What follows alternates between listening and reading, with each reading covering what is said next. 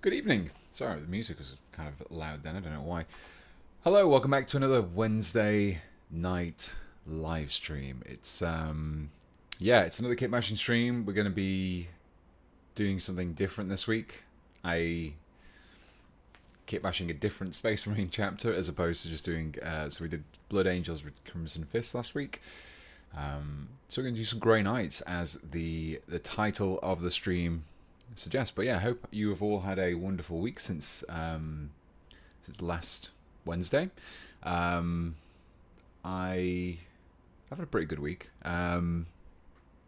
Finished a video. Next video going up on Sunday. It's slightly different, not my normal kind of video. It's more of the more kind of focused ones that I've been doing on a particular technique or something like that. So there's a new video going up on Sunday. Finished that off today.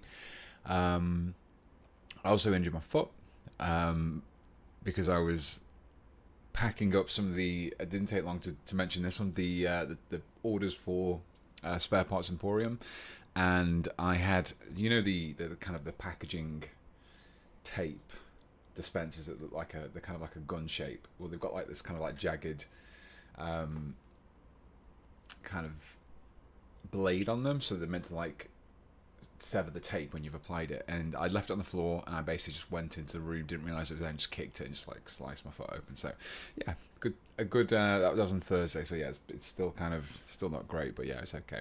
But anyway, ironically, of all the times that I use a scalpel and pin vices and stuff, I don't cut myself, and then I just so happened to just accidentally kick something that I've left on the floor, and it completely just slices through my sock and then into my foot. But anyway, so yeah, that was my week. I hope you've all had a slightly less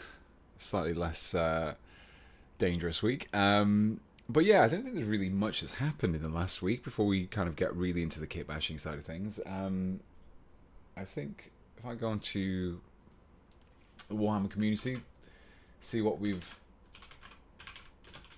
I don't want to search for Warhammer community, Pete the Wargamer. Just Warhammer community. There you go. What has happened? Black Library books. There's a new Perturabo. Not an awful lot. We've finally got Helm Hammerhand, or Lord of the Rings Santa Claus. I mean, I get why they've chosen the colours, but I think the red and the green just makes them look very festive.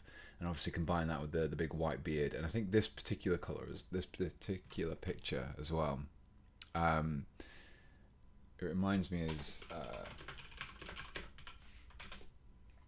kind of reminds me of Tim Allen and the Santa Claus. Like this, there's a very particular shot. There we go. It's kind of the vibes that I'm getting. Can you see that? But yeah, I quite like the idea. I quite like Lord of the Rings getting some new models as well. Always good. Always good. Yeah, not really an awful lot, to be fair. A few kind of rules related stuff. A rumor engine. What's this? I've not seen this one. This is the. What has it really been 10 years of Age of Sigmar? That's crazy.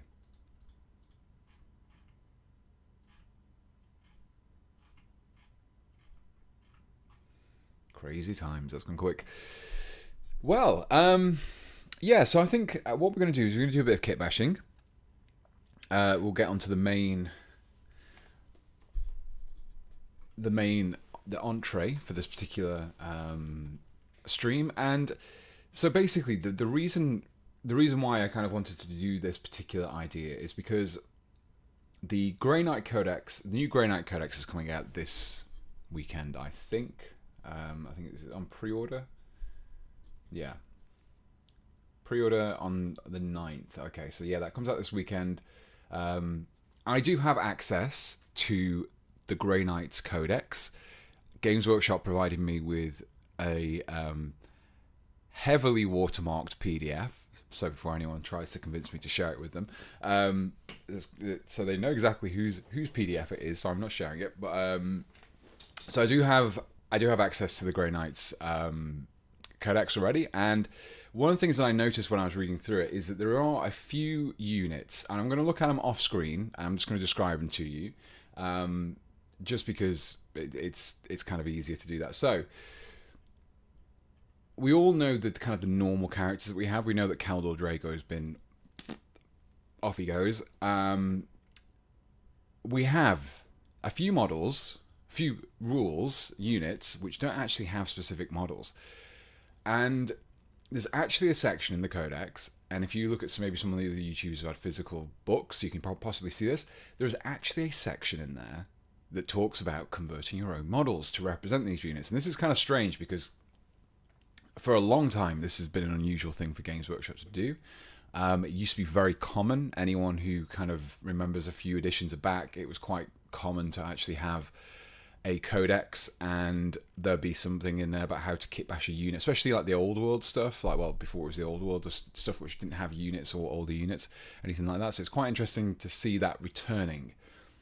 The flip side of that is we don't have official models, which means that the Grey Knights range is already old. So anyway, so those units that we have, which have rules for but no actual models for, we have the Grandmaster, which is basically the Terminator, the generic Terminator captain. We also have the Brotherhood Champion, which is the equivalent of Grey Knight Lieutenant. Brotherhood Librarian, which is the Terminator Librarian. A Terminator Chaplain, and also a Brotherhood Tech Marine as well. I think there might also be another unit, if I'm not mistaken. Maybe I'm not. But yeah, that's basically, there's a few characters that we actually have, and we don't actually have your Brother Captain. That was the other one. The Brother Captain is basically, no, sorry, the Grandmaster is kind of like obviously the higher rank Terminator Captain. Brother Captain is like a lower rank in Terminator Captain equivalent. So we have a few models that we can use for these, and the Codex recommends using some conversions. And one of the conversions in there is actually a really nice conversion, really quite a simple conversion as well, using the, if I go onto the Firefox, and I know you can't see all this that I'm looking at, but I'm just using it as a reference, is the Librarian in Terminator armor. I thought it would be nice, quite nice to have a go at seeing how this works as a Grey Knight model. He's a lot bigger though, that's the only thing. If we jump on mini compare, we can see the difference between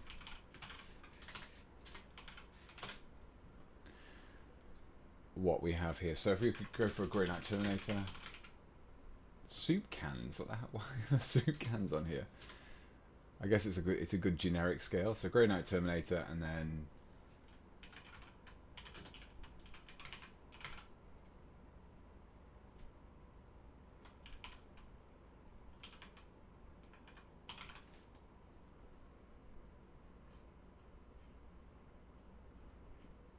find the Terminator version of it now. Where is it?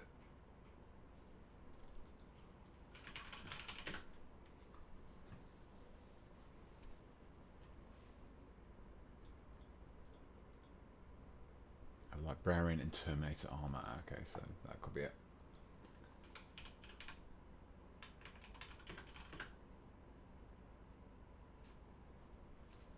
Have they spelled it wrong?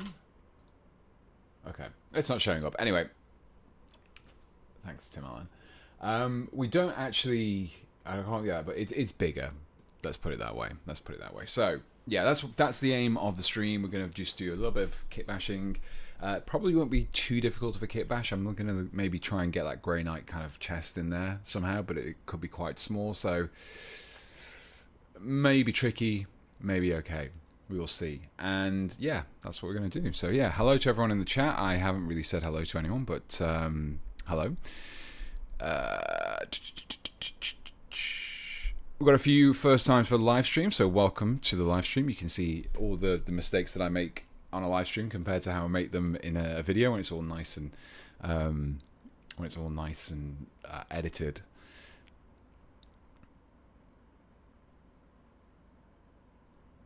When it comes to some units for characters, they can be kit bash using other Grey Knight kit parts for Chaos Space Marines, for Chosen, Exalted Champion. I think that you had to kit bash them. Yeah, it used to be quite a common thing to actually have to kit bash stuff. There was maybe, I can't remember exactly, but I remember there being quite a few codexes which were you even like weapon options. They had models, but not the weapon options for them, so you had to kit bash your own. Oh, it's neither botched. Okay, it doesn't matter.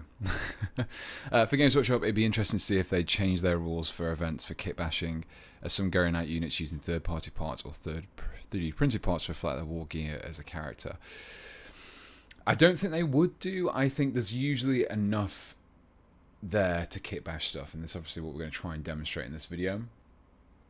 Some of the examples that they use are just generic versions, kind of like how there used to be. I'm trying to think of the unit which there was. It was Flesh Eater Quartz. When Flesh Eater Quartz first came out, there was some very you had unit leaders, but they were just basically normal versions of the units that just kind of had a slightly extra little bit of stuff on there. But yeah, they were the character versions. I could see Horus Heresy Terminator units being a base for the early day Dreadknight characters with Dreadknight accessories. Yes, definitely. There's a lot of rumors about there being a new Cataphracti kit coming for Horus Heresy at some point, just based on some of the artwork that's in the Age of Darkness rulebook. I think it's slightly different scale compared to the other stuff. So maybe when that comes out, that'd be pretty cool to do. I think especially if they re-released Tartarus armor as well, that'd be pretty cool.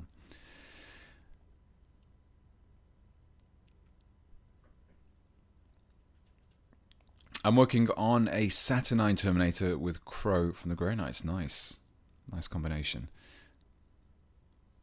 Hi Pete the Wargamer. My idea was always to mix the Aggressor body with the Dreadknight Terminators. Cut the power plant from the Terminator and put it on the back of the Aggressor. So yeah, it's kind of something let me just grab them from the cabinet.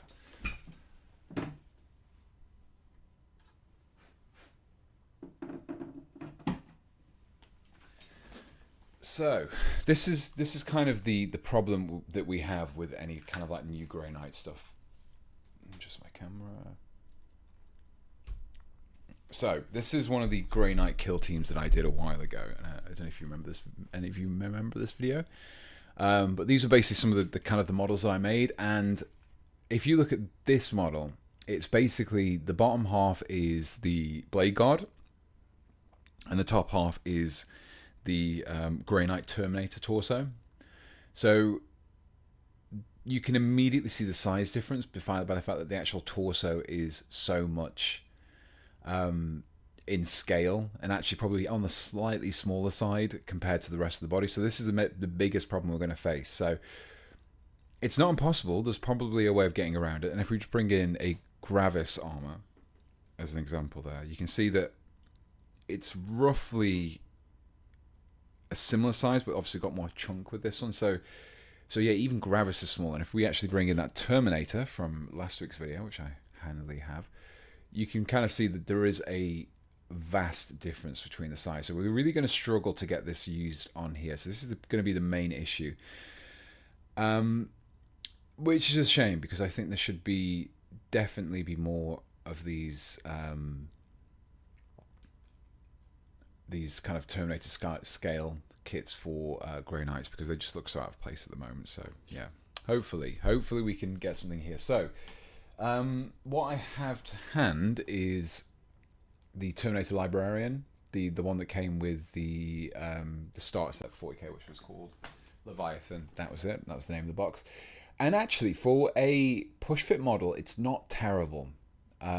We have separate shoulder pads, 2 separate shoulder pads, which means we can replace those quite easily. It's quite simple and straightforward. So what I'm hoping to do, this is kind of what I'm hoping to do here, is I'm going to maintain all this kind of really nice kind of esoteric markings actually works quite nicely for Dreadknight, so I'm going to keep all that as well and work on this section here. So this is going to be the main problem, because it's already quite Dreadknight in itself, but Dreadknights often have these kind of books and stuff, so I'd really like to be able to somehow recreate that, even if it just involves taking that away and sticking something on. These are fine, perfect. The hand is fine. Even the wrist-mounted Stormbolter is perfect as well. So,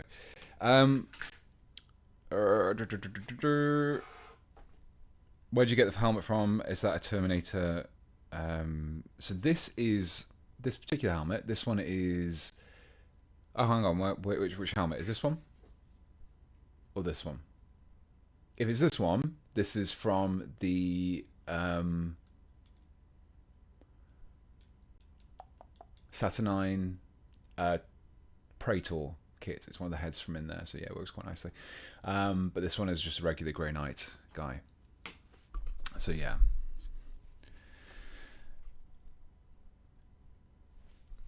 Would the Grey Knight ever go Primaris or just Firstborn? So I think just to make sense for the scale wise of things, they would probably have to be Primaris, unless there's some other kind of solution that they came up with. I'm not really sure how they would kind of hand wave. The only thing is, we're going to do a quick side tour into Black Templar territory. Is it Castellan or was it Marshall? I can't remember what it is now. I was just looking there directly. It's one of the Black Templar models, and I can't remember what it's called. Space Marines, New Black Templars. Okay. Just as a side note, these are really cool. Really like this guy, the Execrator. Works really well for Grey Knights as well. Unfortunately, the Grey Knights don't actually have a chaplain in regular armor. They only have a Terminator chaplain, so it doesn't really work for that one. The Crusade Ancient's very cool as well. Very good. Right, what? Oh, this one. It is a Castellan. Yeah. So I vaguely remember this one being talked about at the time of release, that this is actually a Firstborn. It's not actually a Primaris model. So let's have a quick look at the comparison on that. Let's get a mini compare up. Just add this to my favourites, really. But Mox Toolbar, yeah. Okay.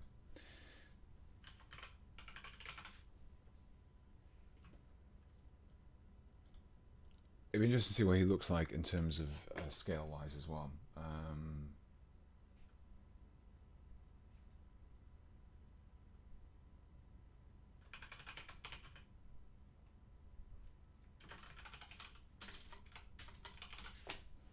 So Emperor's Champion, okay, it's just as a nice comparison.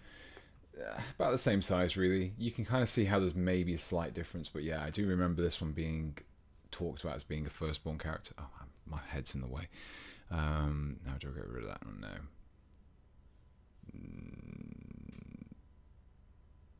Face cam there. Yeah, so you can see that there is much of a muchness there, but that is apparently a Firstborn. So yeah.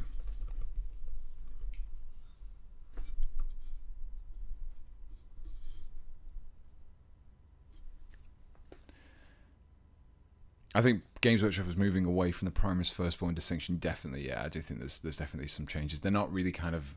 I think now that most of the stuff is the range is kind of frittering away, I feel like maybe. I think next edition we will not see Firstborn anymore. I think things like Devastators, regular Space Marines, they'll be gone. The only place you've ever got those from is the Horus Heresy. So yeah. So yeah, that's my kind of prediction. We'll see. We'll see.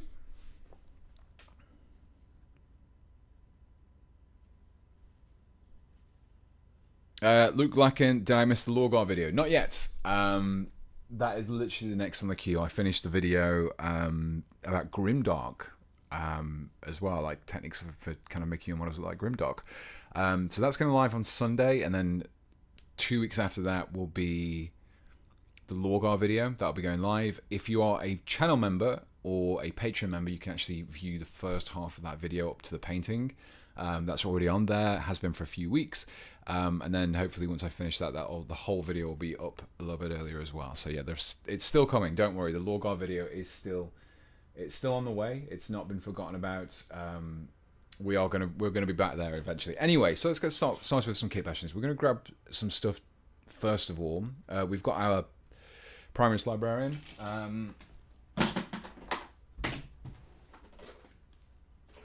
We have some Grey Knight bits. Really kind of simple kit bash. Nothing too complicated with this one.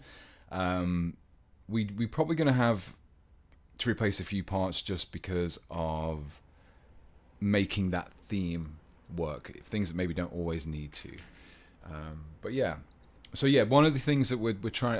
TSUS, we are working on a Grey Knight Librarian. We're going to be using. So it's the old Librarian that used to get in the. There used to be a combat patrol or start collecting that came with like the old Librarian model, which worked okay, but not fantastic.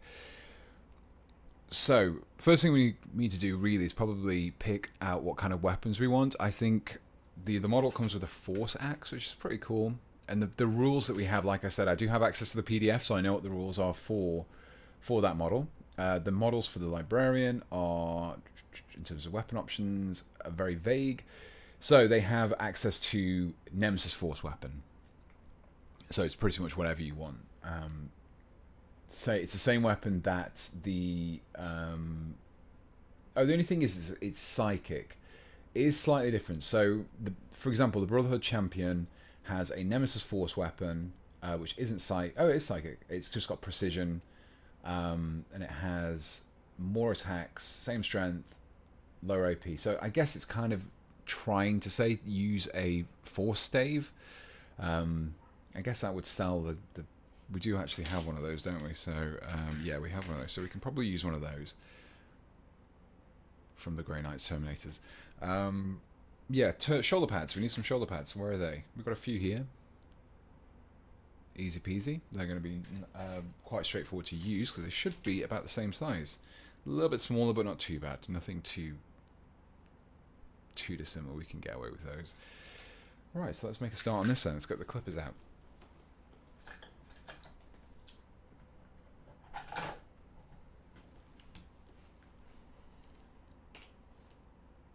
Mr. Pogon, member for 3 months. Thank you very much. I made the same conversion with Voldus's hammer. Which is Voldus's hammer now? You distracted me. I've got to find out. Oh yeah, he's the character, the one character that we got given a while ago. Even he's quite small. Compared. I do have him somewhere. I can't remember where he is. Back when like Guilliman was released, it was. But yeah. Right. Okay, so let's start out with the main torso, I think. Oh no. That's a good start.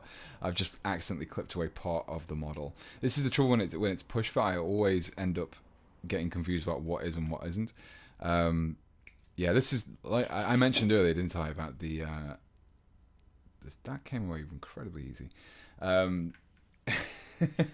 When you actually get to during the live streams, you can see the mistakes that I make that get nicely and conveniently edited out of the main videos. But yeah, I've just accidentally clipped away part of the arm there, thinking it was actually part of the sprue.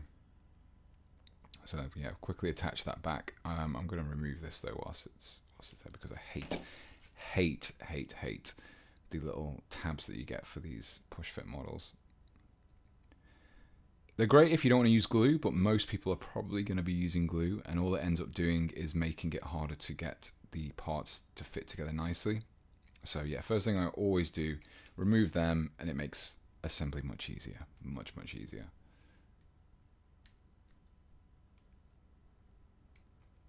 Oh, Jesus. That's difficult. Right. At least we don't need any instructions for this one. Although maybe I do, considering I'm just clipping away parts of the model that are perfectly good.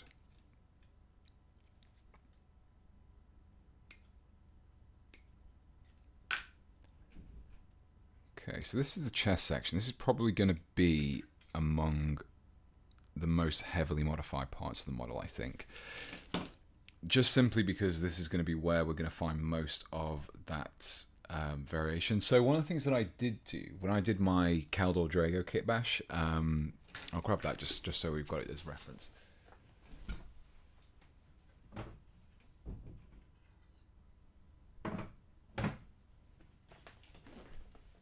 So here's the Kaldor Drago. This is what I did when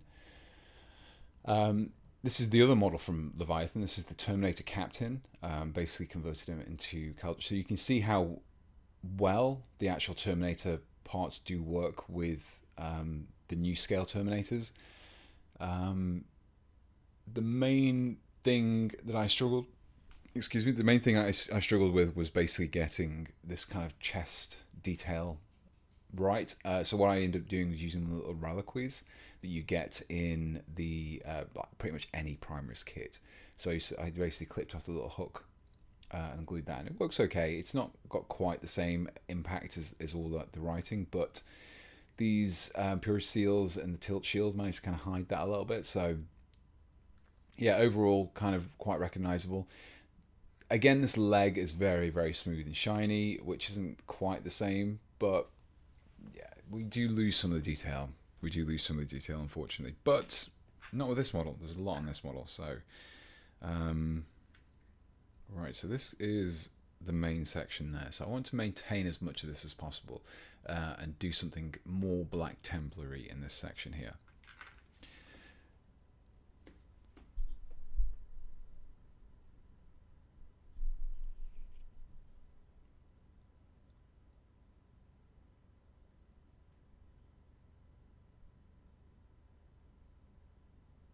Is the piece on the chest upside down? This bit? No, that's the right way, because it's basically like a padlock that sits on the front there, so it's kind of the right way around because the padlock's dangling. I assume you mean that bit. Right, so what are we going to do? How are we going to approach this now? So I think most of the torsos I've already used from this kit, so I might need to grab something else. So we do actually have a few of these little reliquaries, so we could use one of these. I gave my Leviathan Captain Relic Shield from the Indomitus Thunderhammer and gave him Blade God Helmet. It's pretty cool. The model, to be honest, Leviathan models are pretty cool.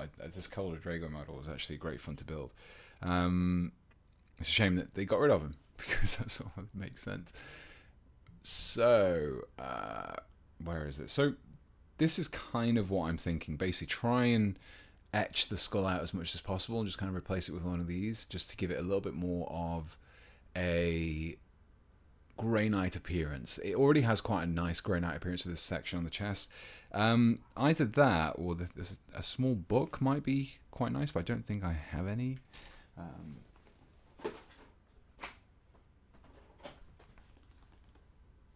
Okay, I could possibly reuse one of these. These are the shoulder pads for the Grey Knight Strike Squads.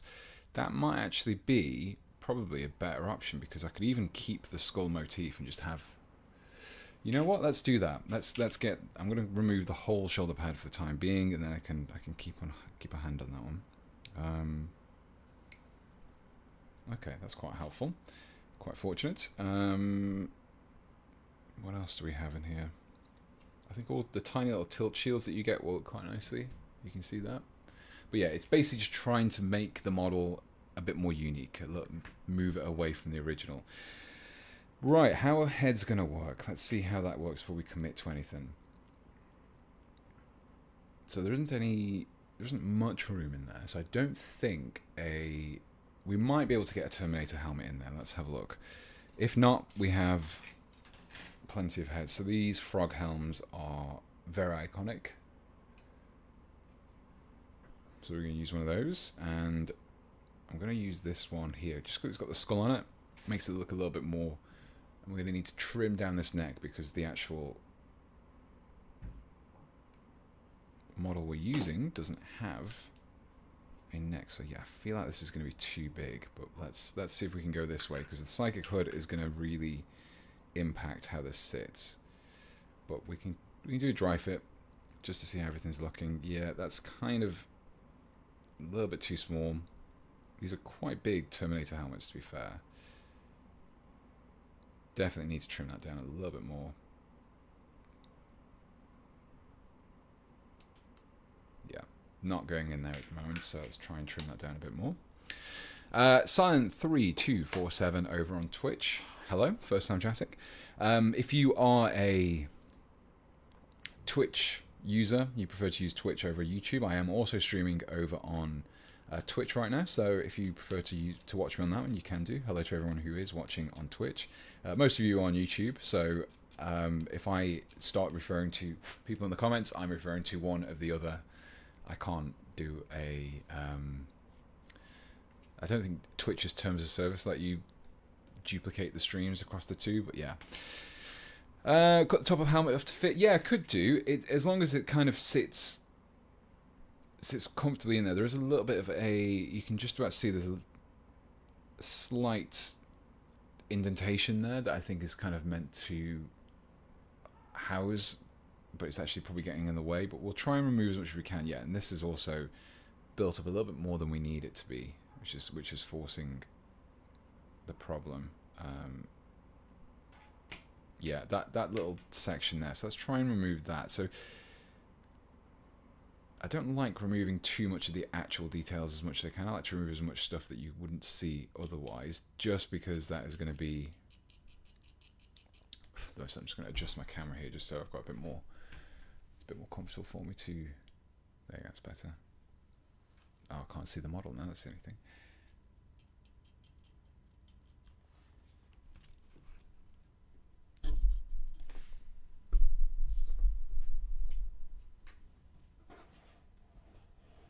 I'm curious when they will release the Grey Knights in Primaris scale. I think it's going to be a while.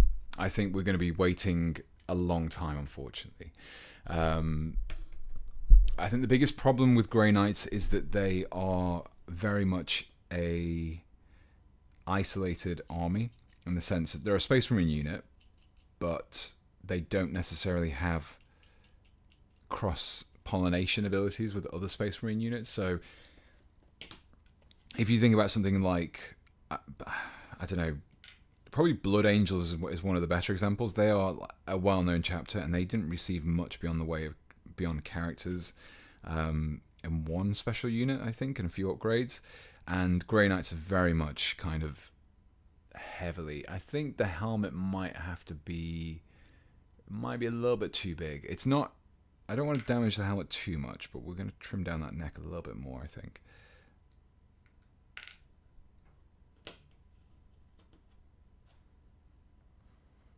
I'm not super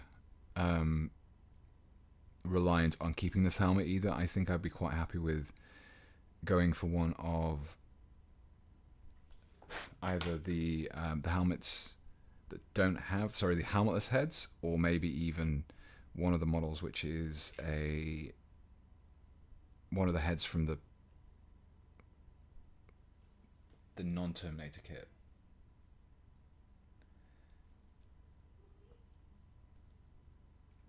Yeah, just need to get, just a tiny little bit. Yeah, we're probably going to need to really cut that down, I think. I don't like to remove I want to remove as much as I can that you can't see, and then start trimming away the stuff you can see last, just because you can't really come back from that once you've started. Spindle Shanks over on Twitch. Hello, what are you making this time? We're working on a Grey Knight. I'm really not comfortable with this camera setup at the moment. Currently working on a Grey Knight Librarian, and yeah, as Spindle Shanks on Twitch has just reminded me, if you are at PeachCon, which is Peach's own little mini convention that he's hosting. We're getting somewhere now, I think. Ever so slightly, just need a little bit. I think we just need to remove that top section. You can't see it anyway. Yeah, if you are attending that, I will be there. I'll be there with my dead animal bits as well. So you can, come over, pick up a box of dead animal bits and say hello. But I probably won't be doing any work or anything like that. I'm going to be there, chatting to people, purveying my dead animal bits, of course.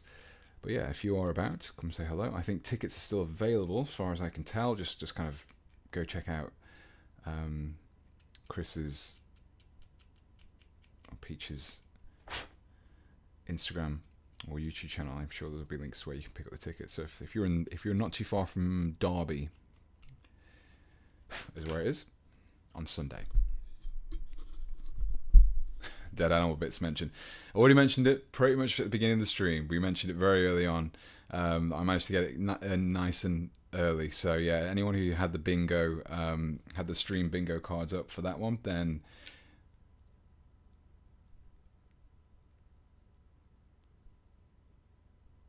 actually, you know what? I'm finding the problem is the width, which is unusual because most of the time when you have these kind of problems, it is the back as opposed to the width. Like there's normally a lot going on at the back of the model, so we're going to try and trim this down. And it's not super easy, to be fair. It's kind of in a really awkward position, which is not ideal, but we'll manage.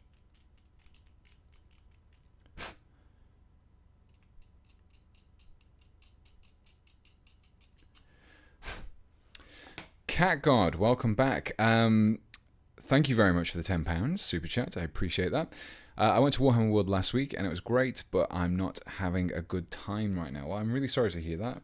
I'm glad that you had a good time at Warhammer World because it is pretty cool. But I'm sorry to hear that you're not having a great time, and I hope that things improve for you soon.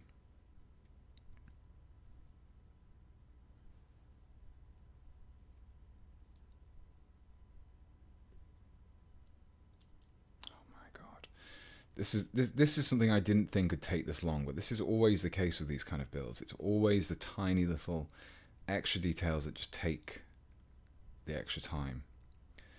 Okay, yeah, it's definitely the side. There's definitely a width problem with that. You can see how much this is kind of getting pushed at an angle. It's not the height anymore. It is literally just the width in here. So yeah, definitely.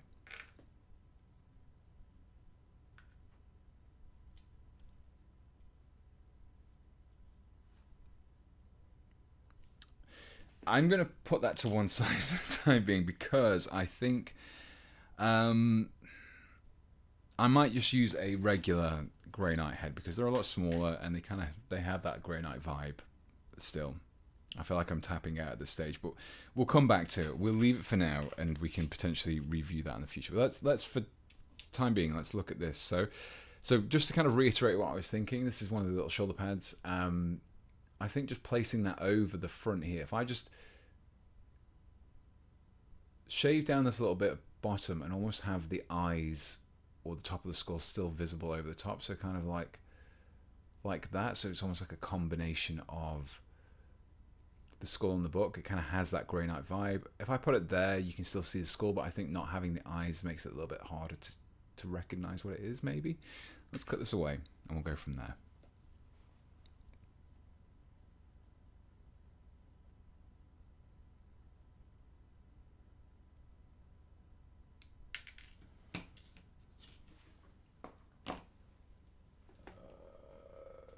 Checking one of the models up there. Any chance of the physical lightning coming off the staff? I did it for my units and I can't get enough of it now. Yeah, I've done it before. I've done a few different ones. I've used I did the see-through one when I did the Seras, the Necron guy. I think Illuminator, I think it's called. When I did the Magic the Gathering card, I had the green lightning coming off him. That was pretty cool. That was a slightly different way. That was using like UV glue. But I've never actually done it so that where people have gotten paper clips. That always looks pretty cool. The closest I've done, I suppose, with that is this model. But this actually used actual lightning bolts from the Skaven Endless Spells, I think it was. This is actual more of an actual lightning bolt.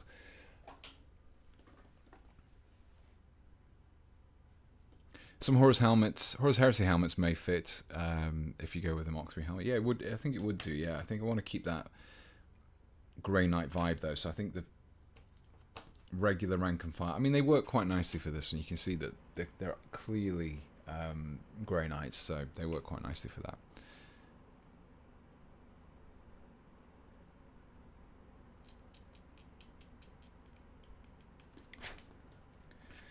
So let's get rid of this bottom section of the face there. We've committed now. That's it. No going back. We either remove the whole thing or it's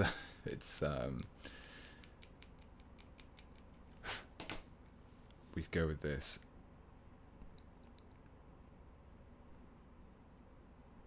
Yeah, I think that works okay. Might trim down the spine there, just on the back of the book.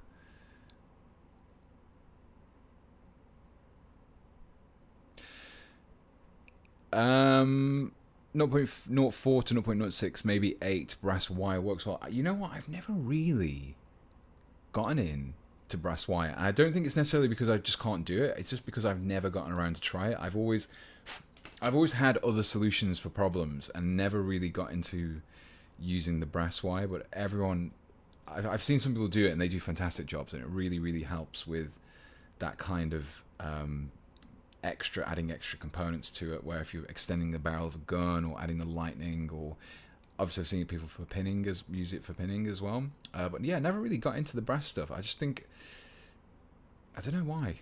I'm not really sure why. Just never have. In all the years that I've been doing miniatures and kitbashing as well, where you'd think it'd be useful, I just never got around to it. Strange. Okay, let's glue this into place and just get that at least one piece of the model kicked off with a conversion.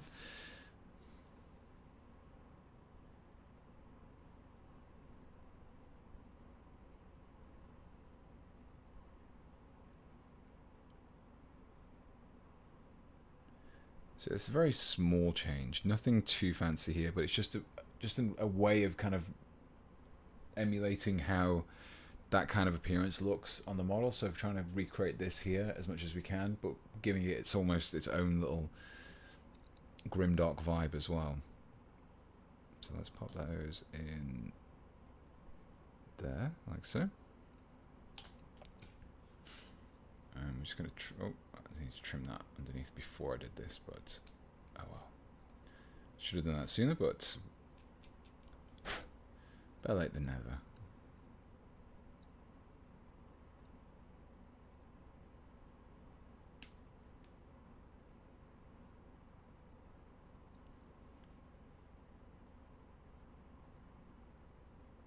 Okay.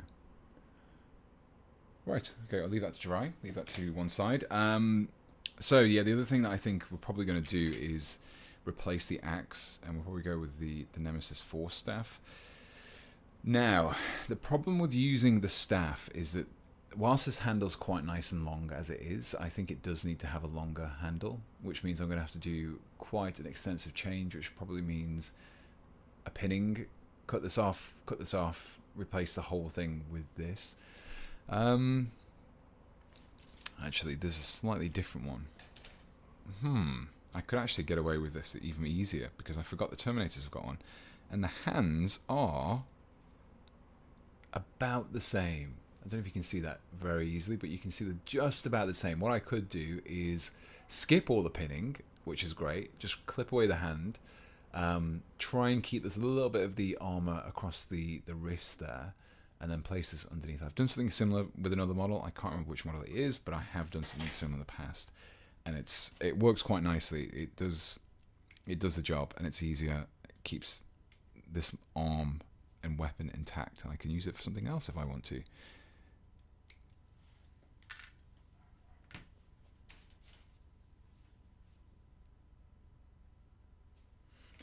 Okay.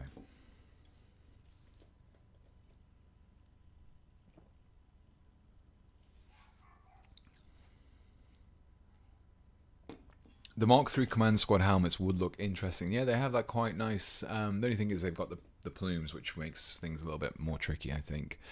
But yeah, they would look good otherwise. Andrew Chell, welcome. Thank you very much for becoming a member and at sergeant level as well. So thank you very much for that. You will have access to the Lorgar video, which is currently sitting on there, the members only section. So thank you very much. Appreciate it. Welcome aboard. What are your thoughts on the Games Workshop still not reworking Grey Knights? Yeah, so I kind of briefly touched on this a little bit earlier when we were talking about Grey Knights. So I think the biggest problem is that Grey Knights are basically their own little specific sectioned off little Space Marine army. They are Space Marines, but they're kind of like custodians in that regards. They have their own little line that isn't really compatible beyond the vehicles with anything else.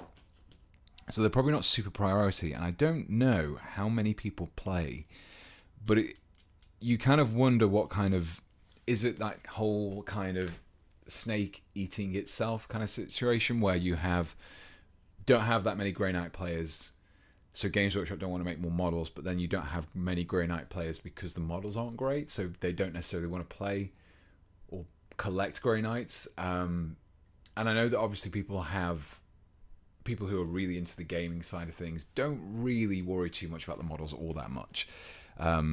They will just be happy to play whatever army is working great. If you brought an army out which is literally just made to order parts from 1995 and they had good rules, you would find that a lot of people would buy that army. But I don't know if it's the majority. I don't know if the majority of people who collect Warhammer are actually people who are serious gamers. So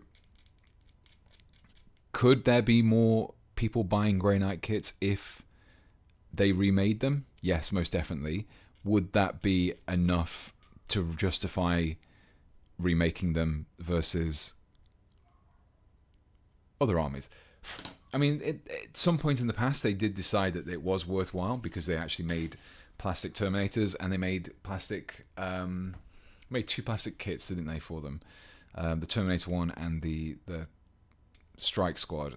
And I remember before Grey Knights, when I first started collecting Warhammer, all Grey Knights were metal. You could not get non-metal Grey Knights. And people must have liked them. People must have still collected them. So yeah, this is just a kind of... There we go, that works quite nice actually. Just removing the hand straight away. A little bit of adjustment just to make sure that this sits nicely. But yeah, size-wise works well. Yeah, perfect. Nice and easy.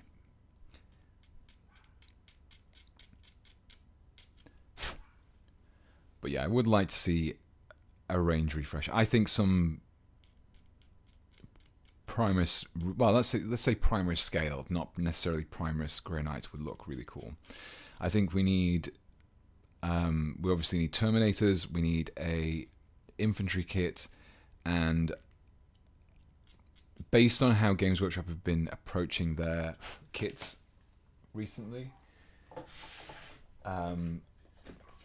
I don't know if we would find the kind of options that we have in the current Strike Squads, because you can build like... let me check the rules. Let me get the PDF up again.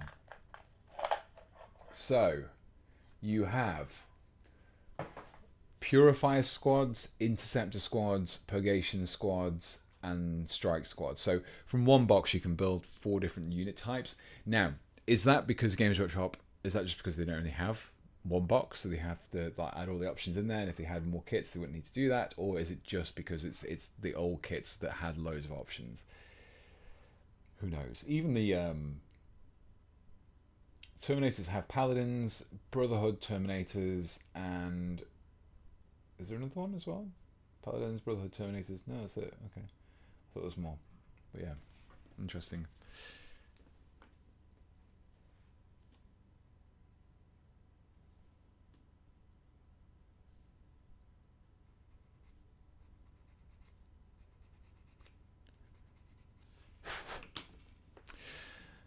Yankee, you're talking about Grey Knights and such while Sisters of Science lost all but 4 profiles for 30k.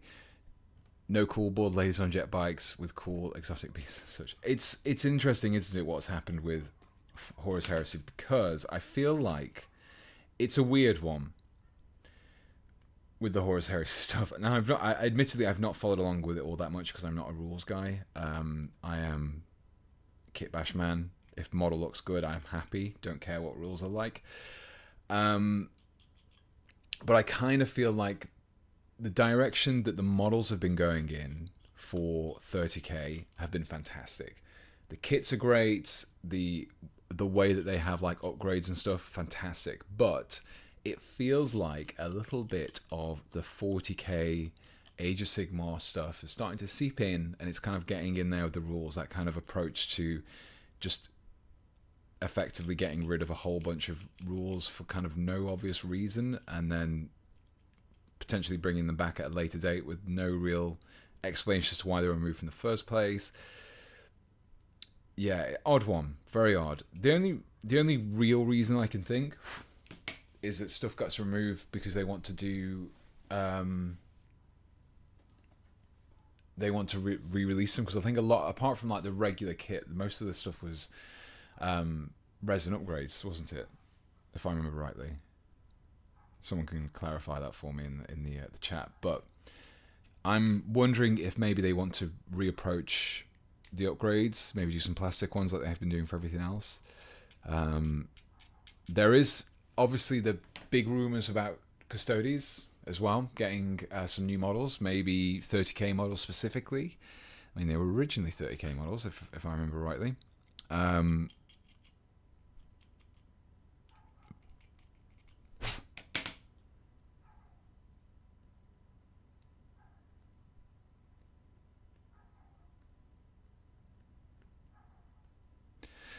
Curious, do you think your Grandmaster Dreadknight conversion would go so viral? It seems to be a huge portion of the Grey Knight community have taken to it to be the new standard for that model. Great job.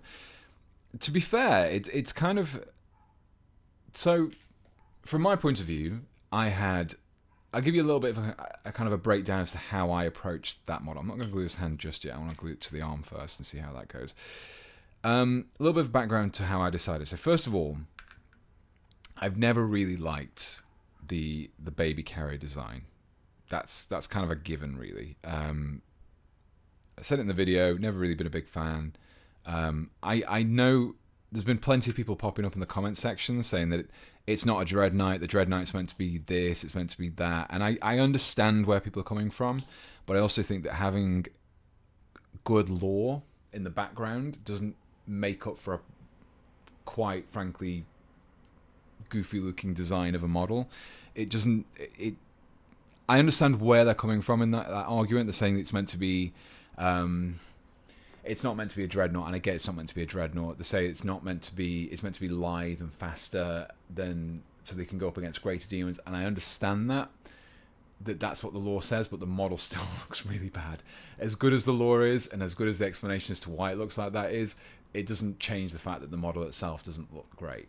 If they released a different version, and I'm not even against the baby carrier design. The baby carrier design can work, and let's have a quick detour just to... I forget what they're called, so I'm just going to find them manually, and then I'll show you.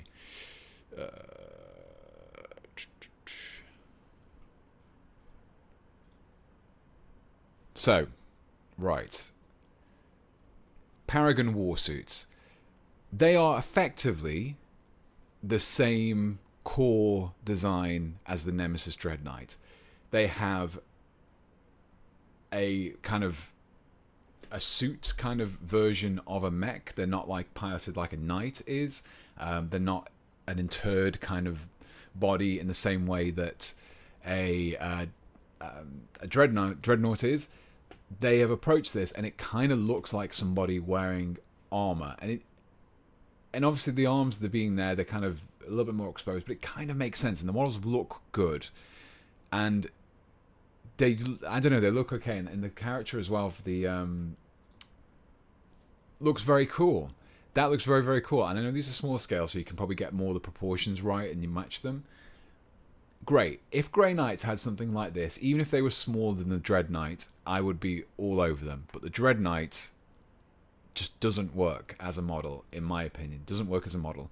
And I know that my approach is basically a Dreadnought with Grey Knight stylings, but I specifically use the Dreadknight's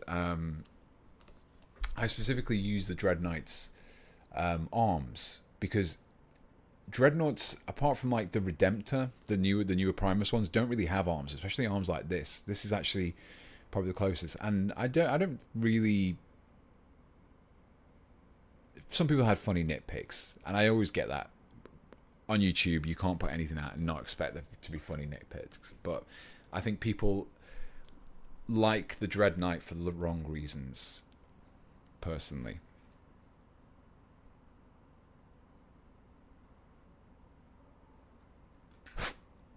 But yeah, that was my little rant about Nemesis Dreadknights. And I was quite surprised that the model that Games Workshop decided to release was literally just a little upgrade sprue. And don't get me wrong, the actual parts in that upgrade sprue are really nice. I actually have it. I have some of the leftover parts here. The from it. It's only a small sprue. This is literally all they release. It's the same size as, literally the same size as one of the character sprues. So if they were to release a character sprue, then this is pretty much identical to that. But yeah, it's kind of an interesting take on it. I think a character would be better, but you get a fresh head, a couple of weapon options. This is fine. The flail, I really like the flail. I don't think it's particularly fantastic on a rules point of view, and the new kind of multi-melter weapon's pretty cool as well. But yeah, is what it is. Is what it is. They could have released Keldor Drago. Could have released Keldor Drago.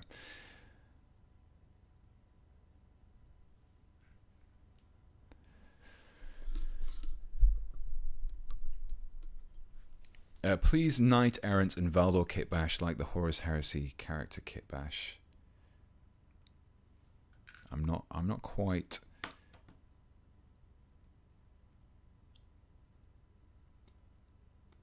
following what you're saying there, I'm afraid. Might be missing something. The baby carrier design is a product of its time. You remember the Matrix Revolutions, the armor personnel unit seems to make a lasting impression on Games Workshop, no matter how stupid and impractical. Yeah. Even the Paragon warsuits have more coverage of the pilot, and the pilot almost mixes into the suit. Yeah, I think part of that is because the legs go into the actual armor itself. This will sound heretical. Do you think if you kitbash the torso and legs of a Grey Knight with a Chaos Space Marine, you end up having a better scale Grey Knight? You can just do it as regular Primaris. Terminator armor works quite nicely with Primaris. I know what you're saying about the torsos. I think if anything, if you wanted a better scaled one, you'd be better off using Horus Heresy stuff. I think that would probably give you a slightly better version. I'm tempted. I've been very tempted to do that. To make a Grey Knight army using... I'd like the idea of Mark III, personally, but I don't know. Games Workshop has a plan. They themselves weren't sure what the plan is, but they have one. Yeah, that's true. Adapters Paints over on Twitch. Oh, the rarity of catching your stream and not locked into YouTube jail. Hello, yes, I'm streaming over on Twitch and YouTube at the moment. So yeah, hello, welcome. Okay, so I've got a few different parts now. Let's get the shoulder pads selected for these Terminators. I need to just double check the Terminator shoulder.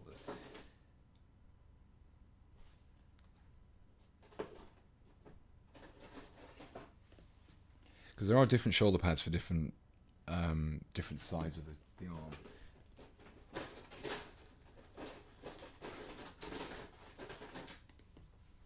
Okay, yeah. So these are one side, these are the other, and I can't remember which one is which. So let me just quickly go on the internet and figure out which one it is. Mark III is good, but I like the old one more. I understand where you're coming on from with that one. I think somewhere in between would have been good. The Mark III, the old Mark III shoulder pads were really cool. I loved how chunky they were. It's a shame we lost those. I do have a bag full of them. I ordered a bunch of them when the rumors came out that they were getting re-released, because I thought, wow, I'm gonna get these just in case. Mark III is nice, absolutely adore the new Mark II. I've not really delved into it. I've got the box over there, but I've not really gone into the Mark II yet. I've been toying with an idea of doing some Heresy era Grey Knights. I'm not sure how I will do it. I'm not sure what explanation I will use for it. Okay, shield on the left arm, and then the symbol. Okay, perfect. I was just double checking on the Games Workshop website. Do you think that Katachan will ever get a refresh? I think yes, but I also think it'll be a kill team, and it will be treated like its own.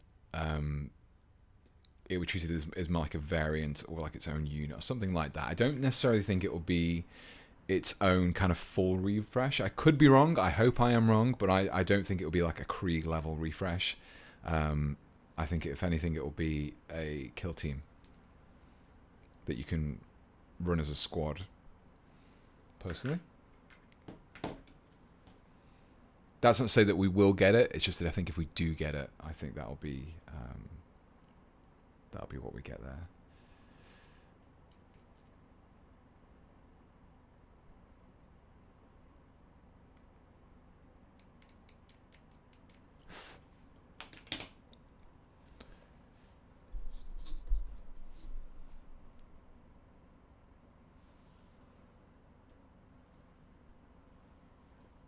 Kashan kill team would be dope. It would be, and I think it would be the best way of incorporating the models into like as a small self-contained release. They've done it really well with other stuff. Imperial Agents units have kind of really fared incredibly well. I mean, why else? I mean, if you think about Imperial Breaches and Arbites, how would you normally get those into the 40k setting without kind of going down that route of them being a kill team themselves? Yeah, no, I really, really hope that we see a Catachan kill team. We can dream. There was hints of it. I think when the Imperial Agents teaser images went up, one of the characters was like based on one of the old Inquisitor scale models, and he's like a Death World veteran. And a few people thought, are we getting Catachans? Because he did look like one of the Catachan long knives. But yeah, unfortunately we didn't. But there's still time. There's still a future. We still may get them. It starts with kill team, expands into a full range like with Krieg. That would be the ideal. I think if we ever do get a Catachans or any other Imperial regiments in plastic for Astra Militarum, I think that is the way that they will go. I think we will see a kill team of them first. Our Steel Legion would be cool. They've been rumoured for so long, but then I think their Great Coat ones got, the rumours for those got enveloped into the Krieg ones. Obviously Krieg came. Catachan would be great. I don't think anything else is really iconic enough. I think obviously you have Mordian, you have Talon, Tanith. I mean, they have models, but they don't really have much beyond like just a character set. Necromunda mentioned, I mean, technically, yeah, Armageddon Steel Legion, technically. The kill team box is a clever way to gauge interest in the models. It is, yeah. I definitely think that it is an ideal way of them kind of approaching that situation and saying, okay, do people actually want this army? Do people actually want to have these models? And if they don't, they've not really... people can pick them up and use them as a kill team. And if they don't want... Right, let's see what heads we've got here before I get too distracted. Yeah, if they want to pick them up as a kill team, they can use them separately, even if they don't collect the army. And then anyone who does collect the army, they give them rules. And if everyone starts using them in the game, then you know you're onto a winner. Okay, this probably is going to be a better option. Let's just see how this works in... I've got loads of these heads, so many of them. Yeah, immediately that just fits so much nicer. It's still not perfect though, so you can see the problems that I had with the other head. Let's see how that lines up to begin with, and then we can adjust from there. Yeah, it's definitely the width. I think it's the inside. If you were with me at the beginning, you can see there's a little bit of kind of like the pipe there, the inner pipe, and then also there's like a ridge in there as well. I think that's what's causing problems. Let's try and trim those down. Duster33, good evening. Welcome to the stream. You are doing a pretty good time, actually. We've made a little bit of progress with this Grey Knight's Librarian.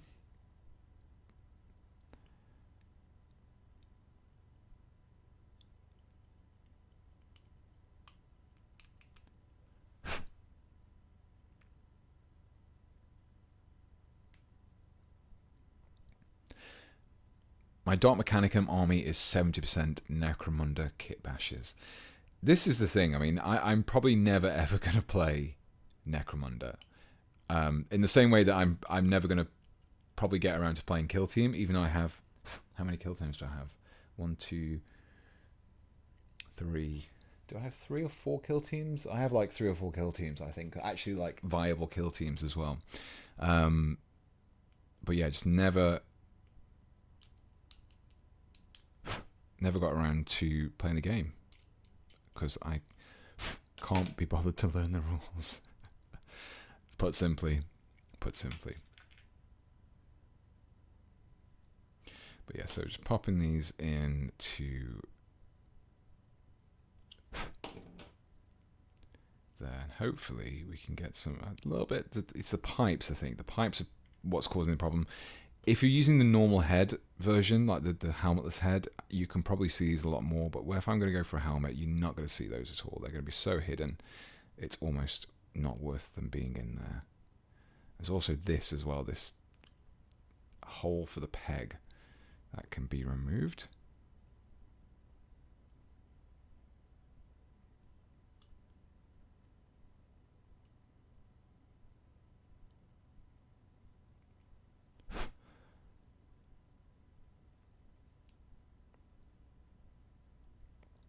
Necromunda mentioned another bingo card item.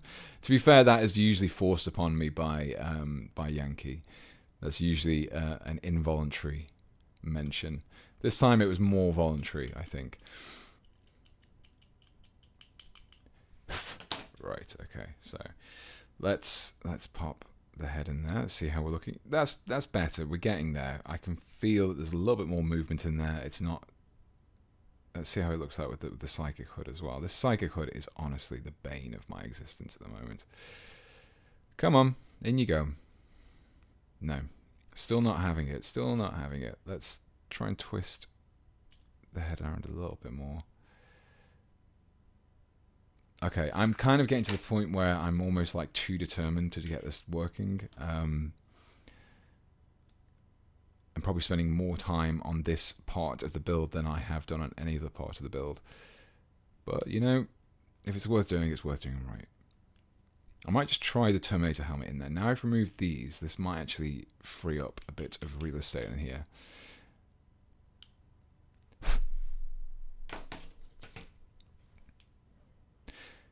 Do you get many games in? I found that I love modelling and really love the lore, but last time I played a game, I was very disappointed in how dull I found it. I haven't played in a long time. When was the last? I genuinely think that it's been well over a year since I last played a game of anything. Age of Sigmar, 40k, anything at all.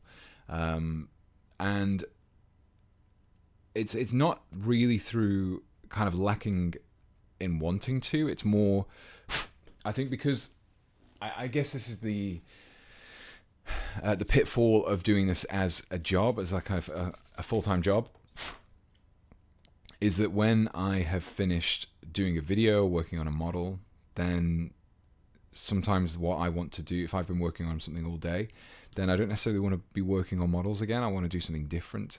So, and working on an army isn't always as conducive to a kitbashing channel as maybe it would do for like someone who wants to do like a speed painting challenge or something like that. So I can't even really justify.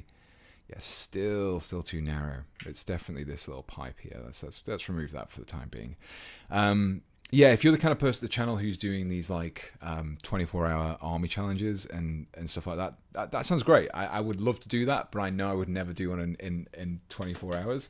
But as someone whose main kind of thing is kit bashing, then that automatically reduces how easy it is for me to actually build an army in my quote-unquote day job and then use it outside of that. I mean, I have built armies. I have got Sylvaneth. I do add to them sporadically. I added the Tree Lord to them last year with Age of Sigmar. But yeah, I would like to play more. I think for a while I was kind of really trying to get back into Lord of the Rings. I still do want to. It's not that I don't want to anymore. I really do. The game itself seems to be quite a nice game. There we go. Okay, definitely was the pipes. That's much better. What do we think of that, chat? How do we think about the Grey Knight's head there? I think it works quite nicely. There's a little bit of adjustment I need to make still, but I think overall quite happy with how that's fitting. And if we do a quick dry fit with the rest of the torso.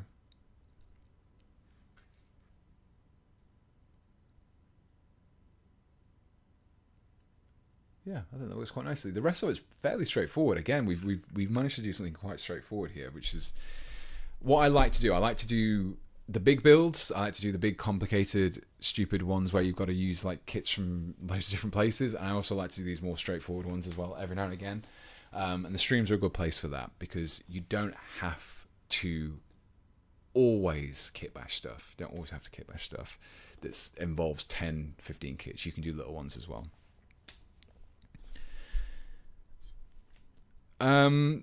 Spindleshank over on Twitch. Who would you have the Catachan kill team against? I reckon them versus Tyranids, Lictor Variants, Predistal. I think that would make the most sense thematically. The only thing is, I think Games Workshop probably struggled to do a kill team that was Tyranid themed as it stands. I actually think that they would work. So they tend to have like opposites, don't they? What do we think? What do we think, chat? Who would work very well? Tyranids would work well, I think. Maybe like a Gene Stealer kill team. Do we have one of those already? I don't know anymore. We have the it's the Ravener based one, isn't it? The warrior one. Yeah.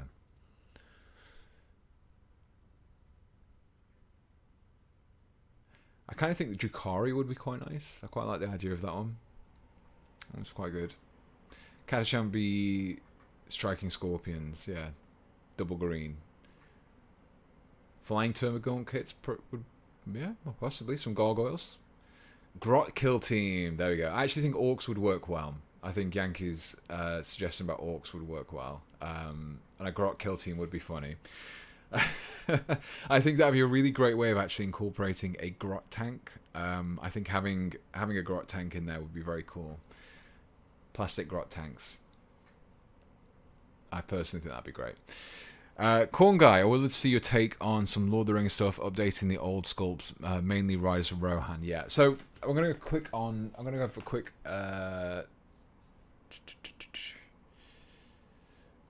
Red Skull Commandos, yeah, I think that'd be pretty cool. It'd be pretty cool to see orcs.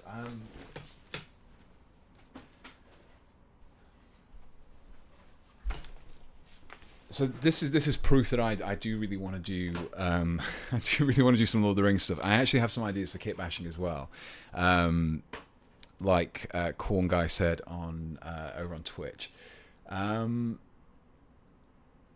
So I wanted to do Moria Goblins because the Moria Goblins were the first ever miniatures that I painted, like Warhammer miniatures that I painted. I've painted like aircraft, like Airfix aircraft, but they were first ones I ever painted. It was magazine, first issue. So I think doing a Lord of the Rings Moria army would be very, very cool. And they have cave trolls, but the cave trolls are still metal, I think. So what I wanted to do was to take this model, this plastic cave troll, and basically make it a Moria Goblin cave troll, and kind of have modify the helmet so it looks like the Moria Goblins helmets. But yeah, there's a few cool options like the spears and armor and stuff like that. So that's kind of one of the ideas I want to do, and I want to build like a Moria Goblin army. I had an army list made. I've got all the models ready. It's just finding the time to do it, but I will do that eventually, hopefully. Maybe it's a stream one. We'll see. Aldor Exodites. Yeah, that would be good. Catachan versus Aldor Exodites. I think that'd be very cool. Personally, we don't actually have any Exodites. Oh no, hang on, no, Farstalkers, aren't they? That's what they are. Let's go on. This is quite a quick build, so let's have a quick break. Other games. Kill teams.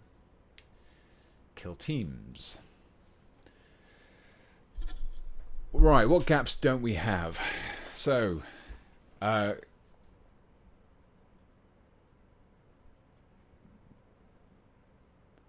we've already got Kroots. We've got 2 Drukhari kill teams, haven't we? We've got the Hand of the Archon ones, which is just basically the old Cabalite warriors with an upgrade sprue, and we also have the Mandrakes as one of them. We have Vespids and Kroot. I think that's already kind of taken up for those guys. couple of Chaos units. Yeah, the Corsair Void Squad. Yeah, that was it. Yeah, Exodites would work well, I think. I think that's probably my favourite suggestion out of all of them so far. That and Grots. I think a Grot kill team would be perfect. A Demon kill team would be lovely, but I doubt about that. I don't... you know what? I think they could do one. I think they could do a Demon kill team if they had it so that it is a... so it maybe had 1 or 2 Space Marines in it.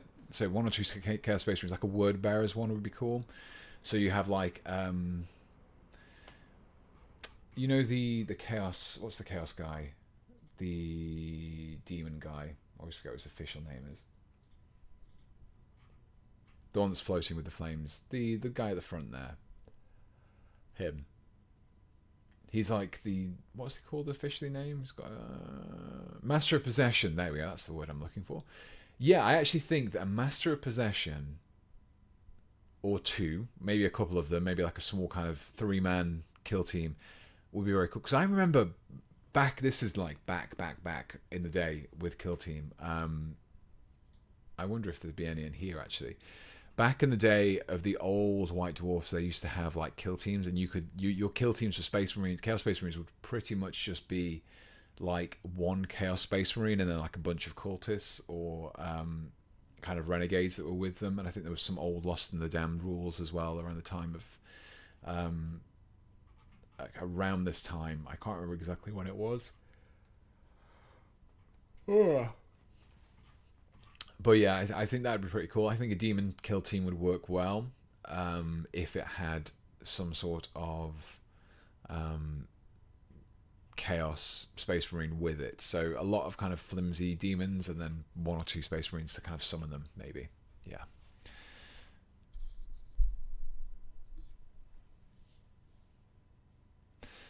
The Mario Goblins were also the first models that I painted as well.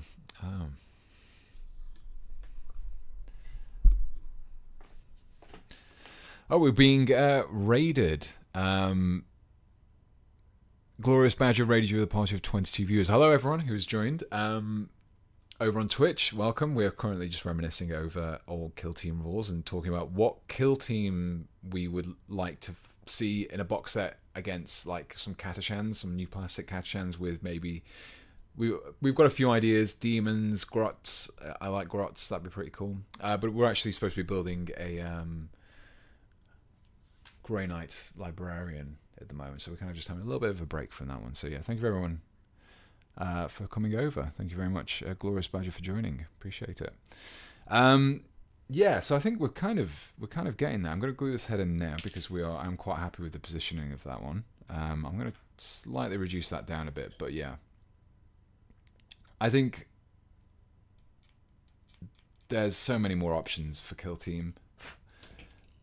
It's probably got far more ideas, and it's a really great way of just giving Games Workshop the opportunity to just release random models without having to release a whole codex as well. I would love to see some more units that we don't... some kind of full releases as well. I quite like the little upgrades that they release every now and again, but I think the best ones are the ones where you get the actual full-on fresh unit. The Vespers one was great because I remember when they first got released as well. That's how long I've been doing this for. The old metal Vespids coming out.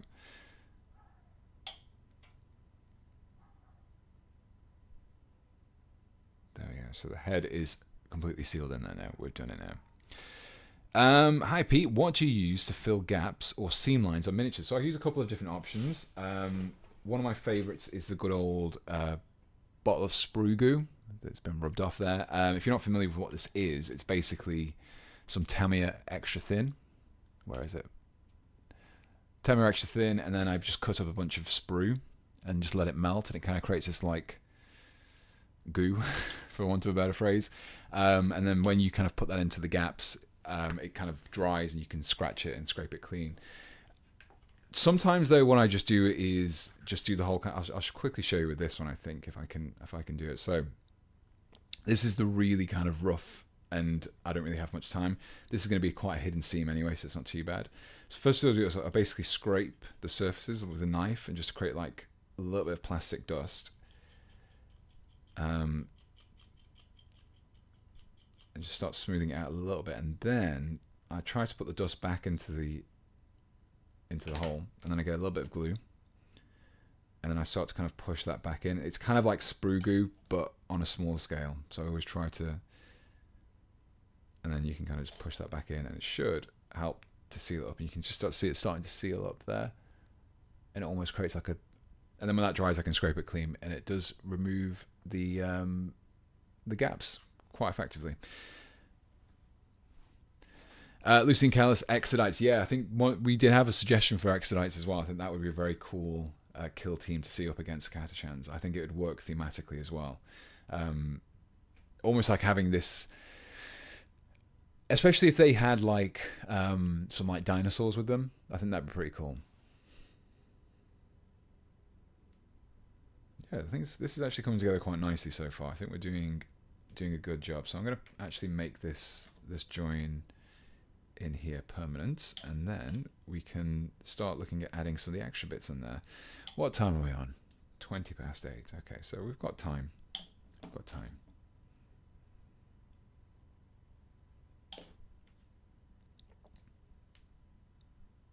So yeah, for anyone who is late joining, basically the Grey Knight Codex, the new one, it has lots of different characters. I might get rid of this as well, actually. I might put something else there. But anyway, the Grey Knight Codex has lots of cool character options and rules for different characters that don't actually have models. So there's a Grey Knight Librarian, Grey Knight Tech Marine, Terminator Chaplain, and then there is like 2 different Terminator Captain variants, basically a Grandmaster and then just a Brother Captain. And then there is a Brother Champion, I think it is. It's basically Lieutenant. So yeah, it's basically just thinking about how we can make our own versions of them, essentially, because Games Workshop haven't made any. So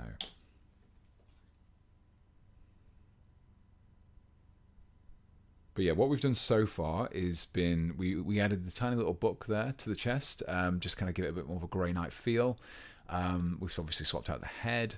The hand's been swapped out. This is from the Grey Knight Terminators kit. We've gone for the Nemesis Force Staff. The rules just let you do whatever you want, really. There's no real kind of... It just says Nemesis Force Weapon.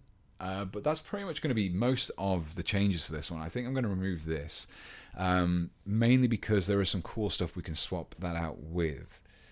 Let me find where they are. Oh, there we go. There's a couple here. They're not my favourite ones, but they're quite nice. I think one of those would look pretty cool on the top there. Just fulfills the same purpose, but just offers a little bit more of a Grey Knight feel.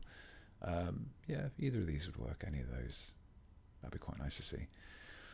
Melting plastic dust is excellent for small gaps. Yes, it is. It's good if you just kind of just want to do a quick one. Sprue goo requires a little bit more of pre-planning, because I often prefer to put sprue glue down first and then push the parts together, clean it up, and then like scrape it clean afterwards. But yeah.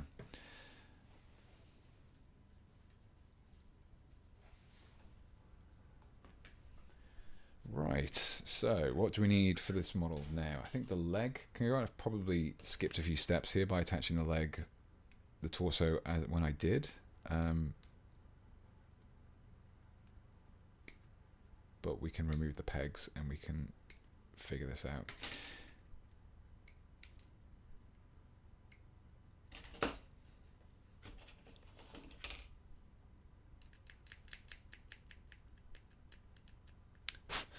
Out of interest, has anyone been playing or has played Rogue Trader, the Owlcat Games one?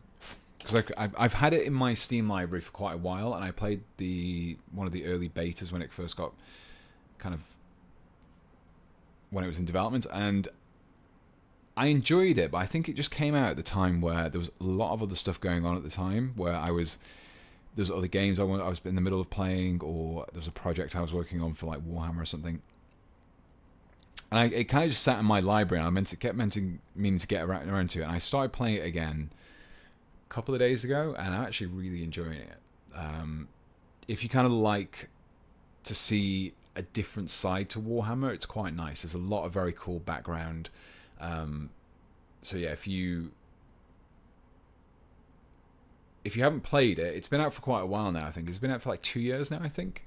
But yeah, I've been playing it, and I've been really enjoying a few of the characters. There's one of the characters in there, which is the party members, is a death cult assassin, and wow, as soon as you unlock that character, you just kind of start mincing your way, like literally just meat grinder. Just as soon as there's any kind of like chaff units just in the way, it just dances around and just kills them all, and just gets bonuses for killing, so they can kill more and then more bonuses.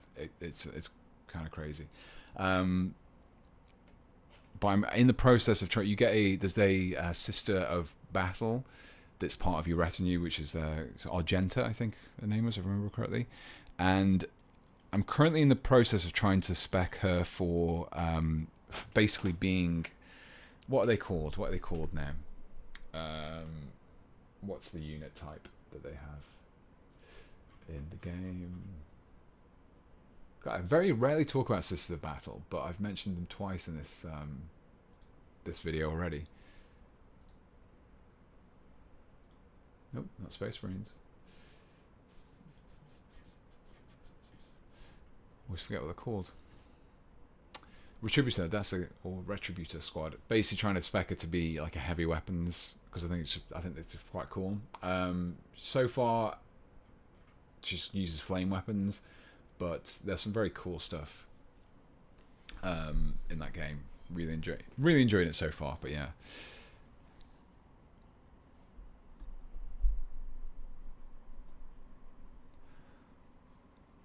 It uses the Rogue Trader Fantasy Fight rules. I've had loads in the book. Stories, great so far. Yeah, the story's pretty good as well. I'm quite enjoying the story. There's a lot of very cool little bits of information. I think the way... So one of the things that I did recently was you basically start... Without giving too much away for anyone who's played it, you're obviously a rogue trader, hence the name of the game. And you have your ship, and you can kind of go down into like the bowels of the lower decks and kind of see the people that are living there who aren't necessarily... It's kind of strange, really. It's almost like it is literally just a floating city. There is people who aren't crew necessarily, but they just live on the ship, and they live in like the lower decks. And the easiest way I can imagine is if you've seen Snowpiercer, and you kind of have the guys who are in the lower, who are kind of like in the back parts of the ship, who don't really do anything towards the running of the train or the ship, but they kind of just exist there in squalor. And it's something you don't often see much about, obviously, because Warhammer 40k is a tabletop game. You wouldn't see much of that. It's more what Necromunda is about, or the books and things like that. So it's really cool to see those kind of parts of the 40k universe. And there's a lot of very interesting characters in there. Some are more entertaining than others. There's a few characters which I find a bit dull and boring. There's a navigator. I always forget what her name is. Is it Cassia? I think it is. She's one of like the navigator household, so she's the one that's got like the third eye in the head, and she's just massive buffs. She's got one ability which is just, it's called I forget what the attack's called, but she basically just kind of imagine like a shotgun of like psychic energy, and it just destroys everything in its path. And especially if you're going against like the weaker like grunt type enemies, it's just ridiculous. But then most of her abilities actually just buff everyone else.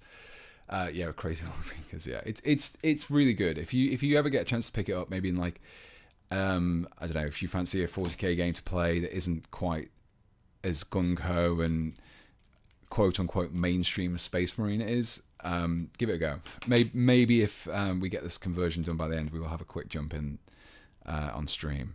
But I've been enjoying it so far. It's been pretty good fun. There's even space combat, which is cool. I got stuck with a Chaos Spawn bit. I couldn't bring it down. So one of the problems that I had was, when I first started playing it, is I didn't really understand the... So you have, in the beginning of the game, you have an unsanctioned Psyker in your party, and her psychic attacks are fantastic. So you're thinking, oh yeah, it's just like magic. It's just like magic when you're playing like Baldur's Gate and stuff like that. You maybe have like a mana pool that you kind of draw from, and if you use too much, you kind of got to wait for it to recharge or something like that. But what I didn't quite grasp was the fact that you have this thing called Veil Integrity, and it basically, I mean, anyone who's played the game is just like, I feel like, yeah, he's doing a really bad job of explaining this. But whenever you cast a psychic power or use a psychic ability, you reduce the integrity of the veil, and when it gets to a certain point, you can cause, obviously, Perils of the Warp attacks. So if you played the games, you can understand that. But you can also start causing demons to just start appearing. And when you're like literally in the first area of the game after the prologue, effectively the tutorial, and you're trying to fight these basic humans are just like on an uprising, these like scrappy humans with autoguns on an uprising, and then suddenly you've got like screamers of Tzeentch just appearing out of nowhere, and you're like, oh wow, I don't know how to deal with these, and they just kill half of your retinue. I think at that point I was like, I don't really understand this game, and I'm not sure why, and I think that's what kind of put me off. But I came back to it, and then I realized that the Veil Integrity is a thing, and I do understand it now. And the great thing about I think it's Cassia, I don't think anyone changed it, but she's got an ability that she can unlock called Mending the Veil, so she can basically restore it. So you can still use your psychic powers, but if every couple of turns or couple of rounds you just use that, it can help introduce it. But it is quite funny just to watch just a screamer just appear out of nowhere and just start attacking and just decimating everyone. Where's my pin voice now? There it is. Psychic power plus space magic, yeah, pretty much. Chaos Gate is another fun one, yeah. So Chaos Gate, if you've not played that one, Chaos Gate is a effect. I would say it's Grey Knight XCOM. That's probably the closest that I've come to it. You have turn-based. You can have turn-based. You have like movement points and attacks and stuff like that, and you also have like squad management as well. So squads. I've just realised I've been on that for the whole time. But you have like squad managements and stuff in between the missions, and you choose which missions you do, and sometimes you're going to be going in and it's going to be a tougher one, so you want to make sure that you're not going to take in characters that are particularly good. But yeah, it's a good game. I've played quite a bit of it actually. I haven't played it for a while. I think last time I played it was not long after the DLC came out for the Dreadnought, and as soon as you get a Dreadnought, it's just like, okay, well this game's very easy now. But no, when did I last play it? Did I play it? I think I played it earlier this year, actually, if I remember rightly.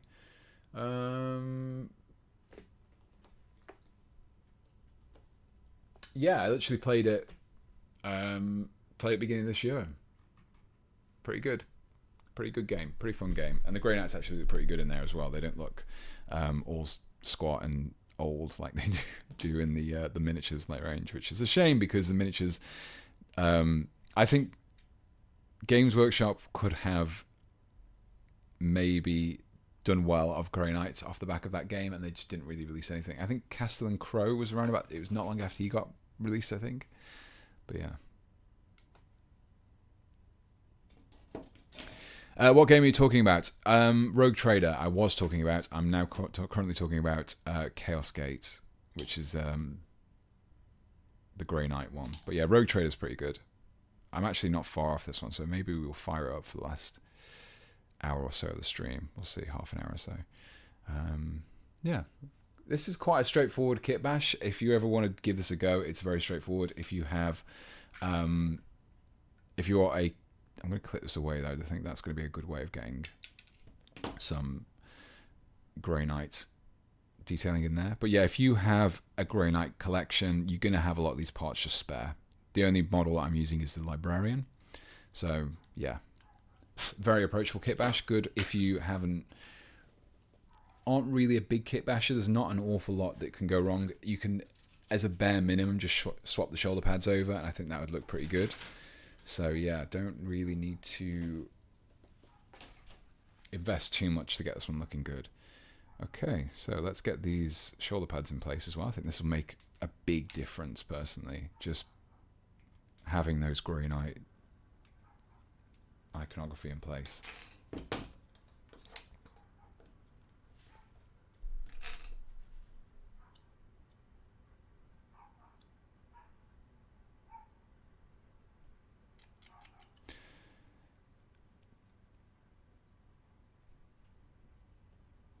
Honestly, the primer stuff seems kind of pointless given the scale bump for Grey Knights and 30k.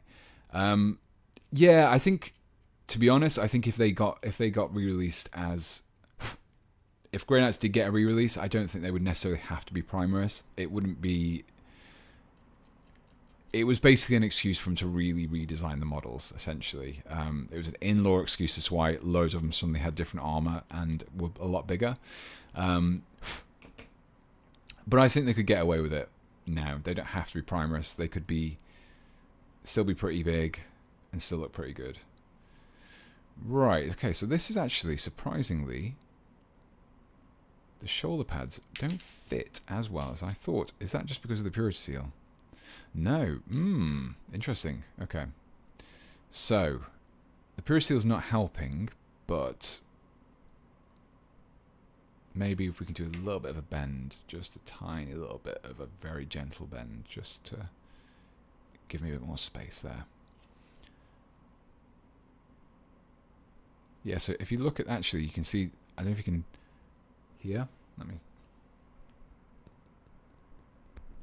I don't know if you can hear that, but it's a kind of squeakiness, and that's usually an indication that there is a bit of a larger edge. So I think what's happening here, this shoulder pad is actually, with it being a push fit one, it's been designed to be used with a very specific shoulder pad. So it's probably a little bit wider than it would normally be on other models, because I know that the new Terminator stuff does still work with old shoulder pads, I think, if I'm not mistaken. But yeah, it's still a little bit tight. We need to just trim that down a little bit.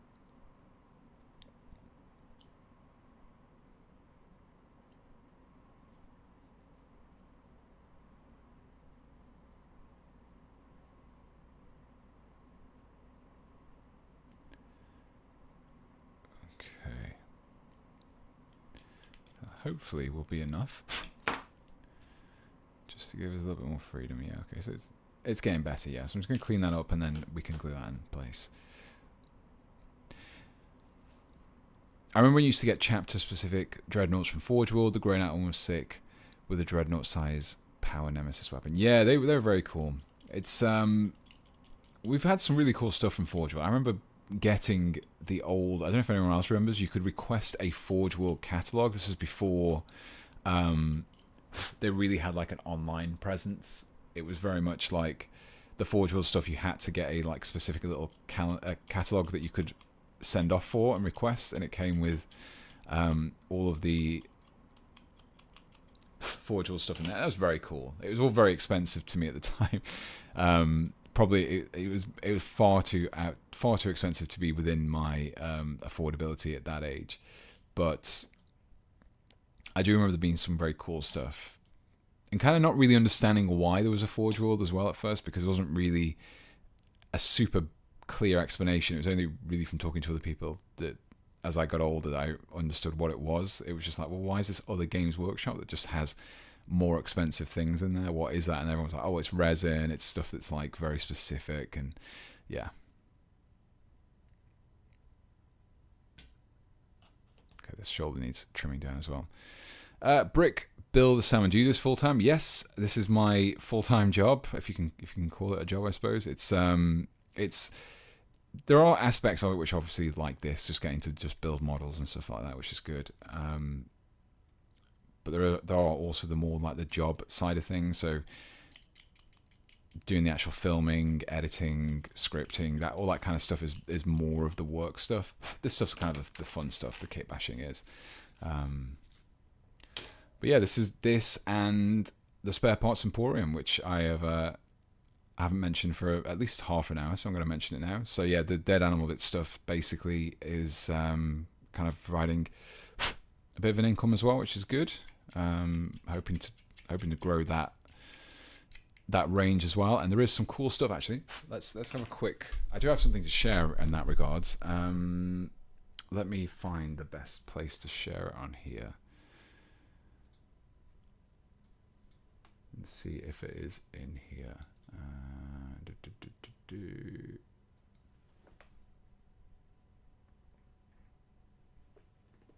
So yeah, if you've been watching some of the streams, you may remember me talking about the fact that I did have a few.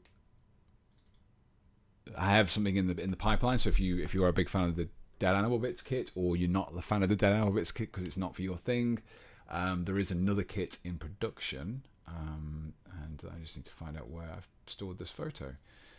And whilst the tooling is in process, so we literally have that, it's not going through Kickstarter like well last time. That's currently in process, in the getting made. I'm hoping to have some updates in that next few weeks.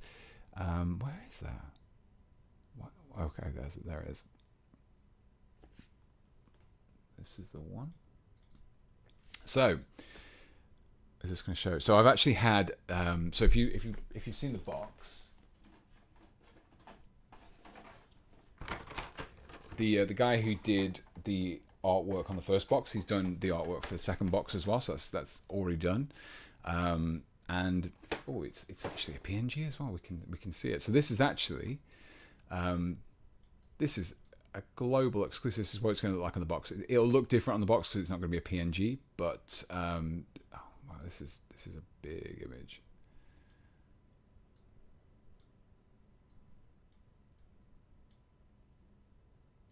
But this is basically the image, and this is everything that you get in the kit. I've tried to make it so that the only stuff that's on here is what you get in the kit.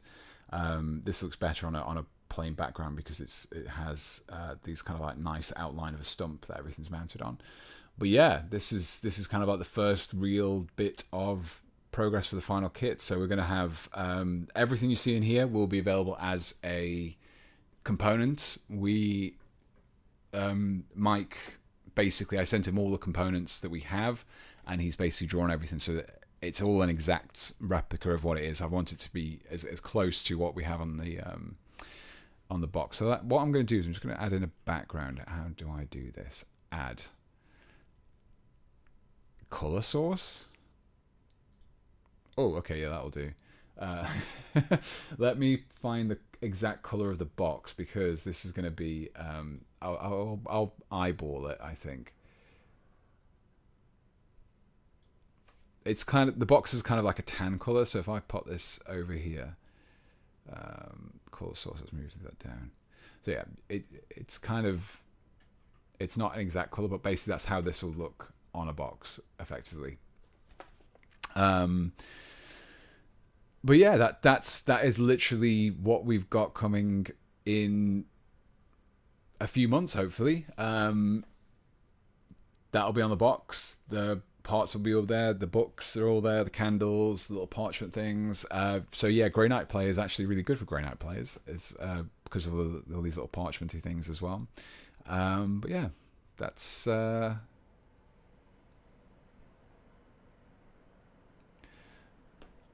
Pre-Love Magical Gubbins, the box set, yeah.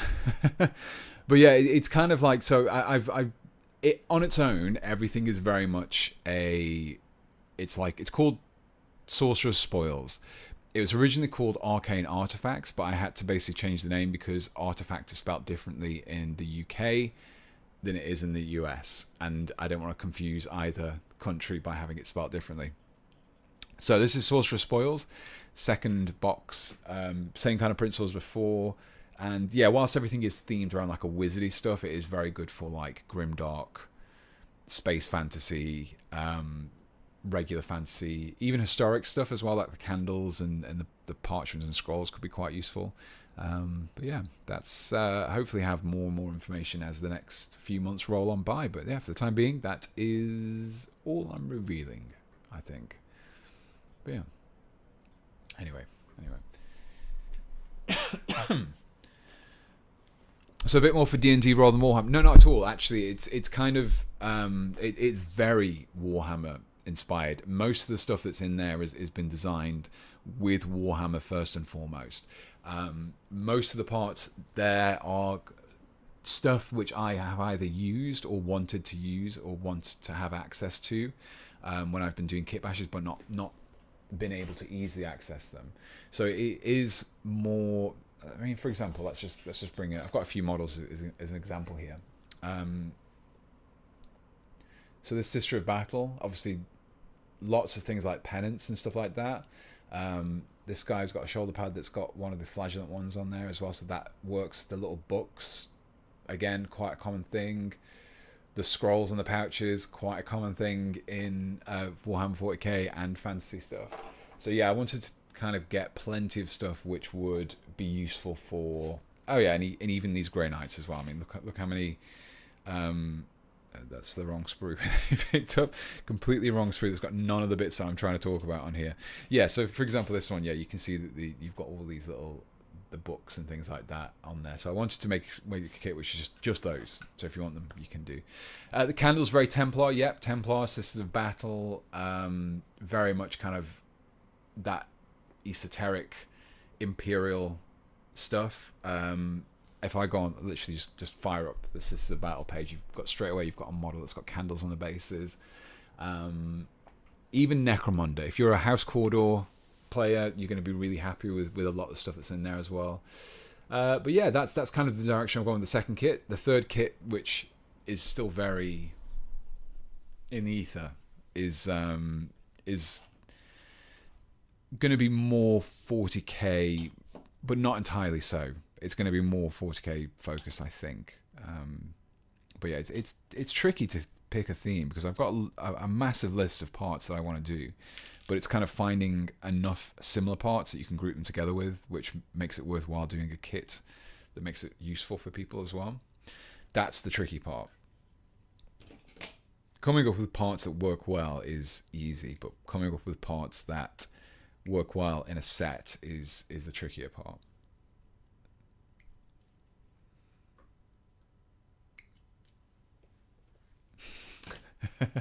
Necromunda mentioned, yeah. See, even the kits are useful for Necromunda as well.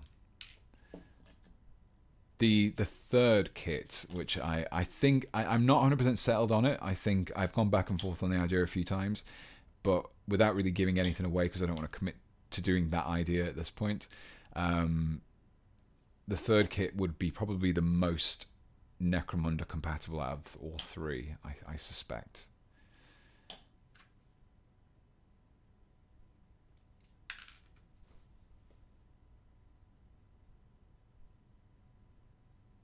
Just need the handy storage bits box to convert a kobold with many pockets. Well, I actually just let's get back the image again, just to kind of point out something. This is obviously a lot on here. You see these little pouches. You can't see it on the screen because I'm just touching them, but the pouches that are kind of to the left of the. If I bring the image towards me, and then face cam it. There you go. So these boxes, these little pouches here, this is easily the best way of pointing these out. These boxes here, these little pouches, there's quite a few of those on a sprue, and we've actually gone for half size sprues this time, so you should get twice as many sprues. There are three dead animal bit sprues in a box of dead animal bits. There will be 6 smaller sprues in Sorcerer's Spoils. Basically what that means is that you have a lot more of individual components on there, and everything's smaller as well, so yeah, adds up to being a lot of stuff on there. I can't remember the exact numbers that I worked out beforehand, but there's an awful lot in there.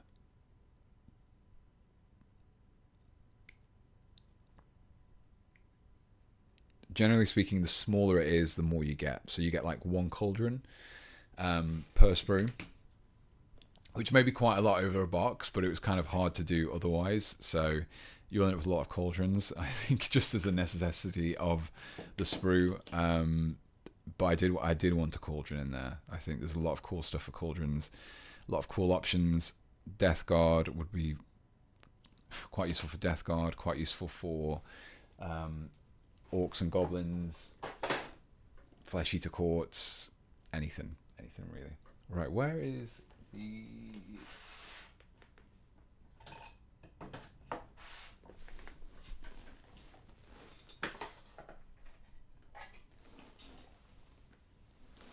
Would you consider doing a kit with just hang on, just something like tabards or anything cloth adjacent? So yeah, so basically I would never not consider doing something. The thing is really is, first of all, compatibility. Everything needs to be usable in isolation. I don't want to rely on anything else specific. So I don't want it, if you make a tabard, you've got to think about how that will match up against particular models. If it's too long, it won't work. If it's too short, it won't work.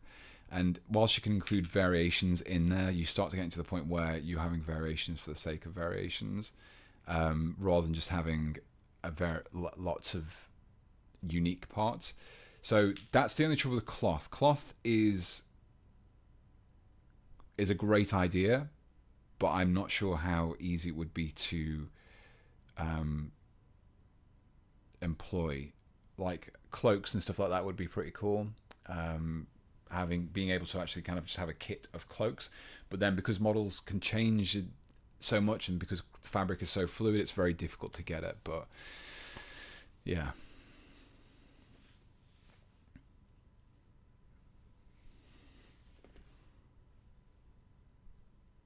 Yeah, cloth is very dependent on the pose of the model. Yeah, that's the biggest problem, I think. I want everything to be as usable and standalone as possible, but then also be able to blend in. And part of that is making things as smaller as possible. So rather than doing, if I again bring in this image, so just towards the top up there on that tree stump, you can see there's a glass vial. It looks like a test tube. They're just on their own. They're just single test tubes. I think I can't remember the last count. It was like maybe 10 on a sprue. You get like 60 of them in a box.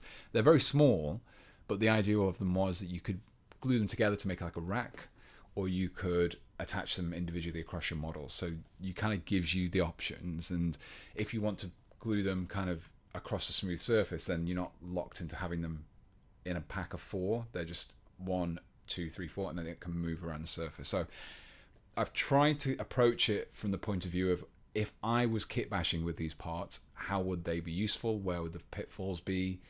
And that's what I've tried to do. So on the surface, it looks very, very simple, and it is very simple, but it's kind of simple because I've specifically chosen stuff that will be simple, if that makes sense. But yeah.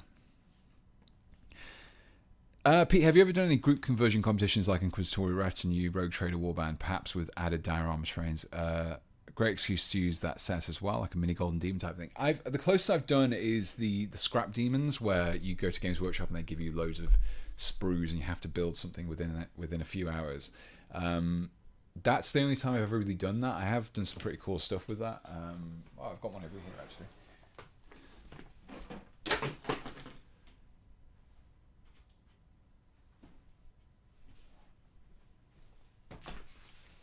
So this is one of the models that I built. Speaking of Nemesis Dreadknights, yeah, this is one that I built using one of those like Scrap Demon competitions a while ago. I don't think that's necessarily the question you asked, but that's probably the closest I've been to ever doing one of those kind of events. But yeah, this is quite a fun build. It was basically just a bunch of scrap, and I used it to build a Votan Dreadnought or something. I don't know really what it was, but yeah, pretty fun.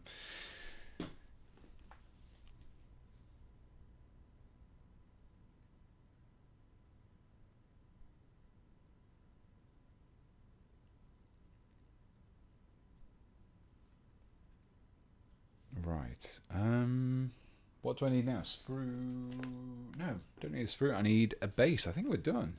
I think there's a few little extra bits we can add, but I think as it goes, I think the only things that I could really add at this stage would be little... Oh, actually, there's one thing that I do need to add. I need to make sure that it doesn't get missed, because it is like one of the most iconic Grey Knight things. Before we go anywhere, there's always space to add books and stuff around the waist. and we can add those as and when we want to. Oh yeah, another thing about going back to the kit, because you've got me on talking about it now. There's also I've also tried to make sure everything can be used in like a scenery, or if you want to do like a little vignette, or if you wanted to do some sort of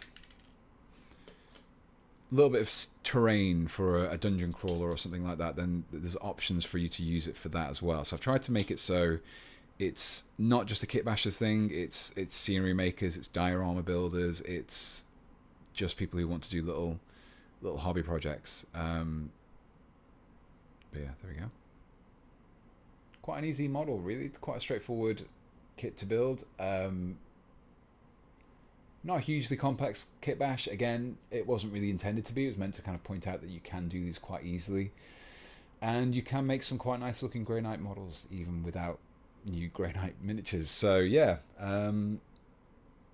yeah, I think that's pretty much it really for that one. Nothing really much more involved with that. I think I'm just going to pop these away. I might. Oops, pop that there. Okay.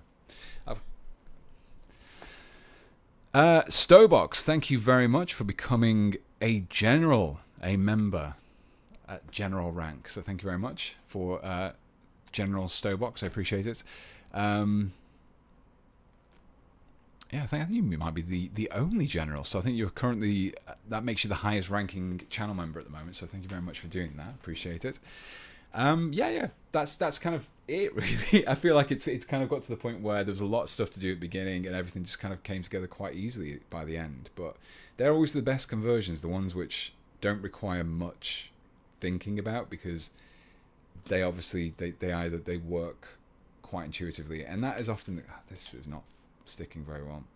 That's often the case with things like Space Marines, just because a lot of the stuff is quite compatible.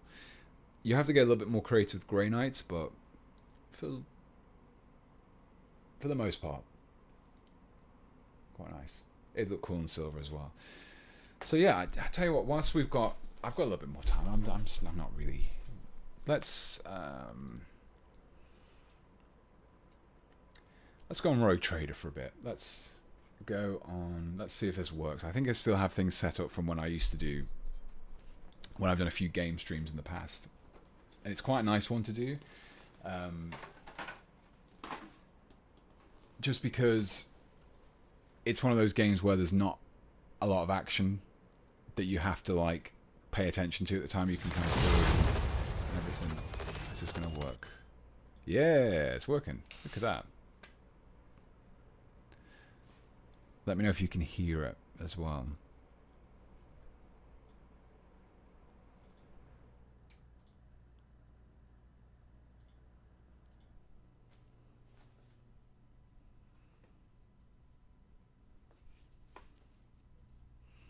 Instead of the head with horns, the Inquisition symbol could be used instead. Yeah, there is actually some little Inquisition icons as well that you can use. So there's a lot of cool little icons and stuff that you can use for that, and it really ends up being as much. Oh look, I actually included the chat on here. I didn't realize it wasn't there. I'm gonna hide that. The audio was working before, and I don't know why it's not working at the moment. It's not a huge deal to not have audio on this one, but it is quite nice to have a little bit. Application.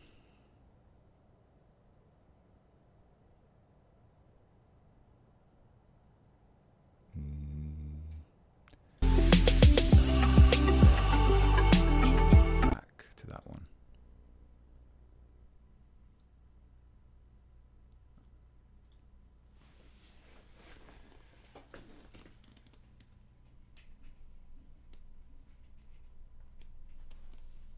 Sorry, I'm just adjusting. I'm just plugging the camera in because I realised I didn't actually plug it in.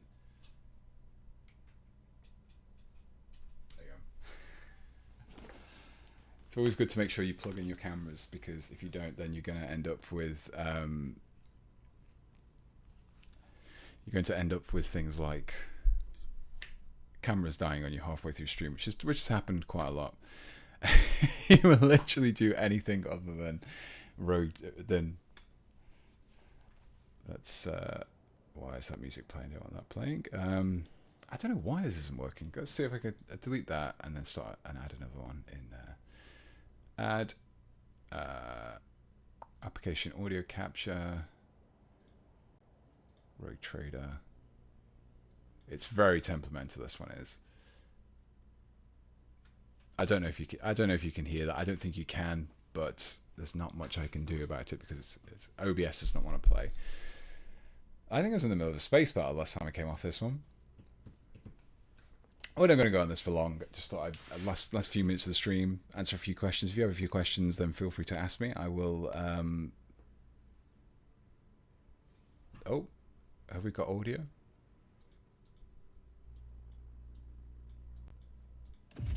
Ah, okay. Oh, okay. Let me just pause a second.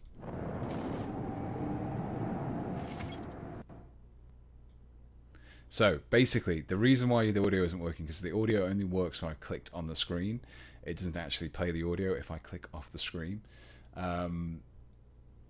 So if it's too loud, let me know, because I can't quite tweak it. I've not done much ship combat. You've engaged the enemy in space combat. Battles in space and on the surfaces of planets work quite different from one another. In space combat, the battlefield is separated into 3 zones marked by various degrees of brightness. Acceleration zone, mid-movement zone. This is going to be hilarious because I'm just trying to learn the tutorial whilst I'm streaming at the same time. Any plans for Deathwatch content? Yeah, definitely will be. It may get hijacked by Raptors content. We'll see. Oh, we'll figure it out. We'll figure this out. Okay, so I can move to there. I can fire prow, Voss torpedo. Okay, so if I go to here and then fire, can I do that? Unavailable. Okay. Oh, I can ram. Ah, okay, I get it now. Let the incandescent beam scorch our enemies. The tutorial blocked it. Have you considered playing a Warhammer tabletop role-playing game using your Kitbashing models as characters, like what Tabletop Time did? I wouldn't mind doing that. Yeah, I think it'd be a good opportunity to have some very kind of interesting kind of kitbashing options, because having something which is, I forgot to actually assign the crew to stuff. Can I add people in? I probably should have done that before. Yeah, I think there's a lot of really cool stuff. I know that if you haven't done so already, if you've watched the Hellstorm Wargamings, they've done the Warhammer role playing game, and they've kind of released the first episode at the weekend. I think they've got another one coming this weekend as well. That's quite a good fun game. Mikey from Hellstorm Wargamings basically ran it and played a quite interesting dwarf character in that one. So if you haven't done so, check it out. It's good. If it's too loud, exterminators. Have your community make a warband group, rotate a retinue, then meet up at that role play that bad boy. Yeah. What's this green? Is that movement? Okay. Can I then use one of the other guns? Ah, yeah. Okay, cool. Let the Imperium guide Broadside. Look how tiny that is. Cobra class. I can still go. That's amazing. Micro cannons. unleash the storm of macro cannons. Okay, so I don't have much in the way of weapons now. I don't have much at all. So I can still move. So let's move past it. Steer us to our target. I think that's it. Is that all my movement done now for the phrase? Okay.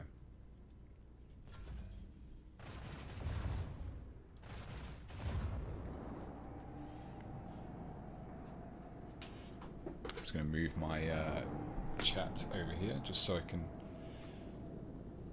keep an eye on things.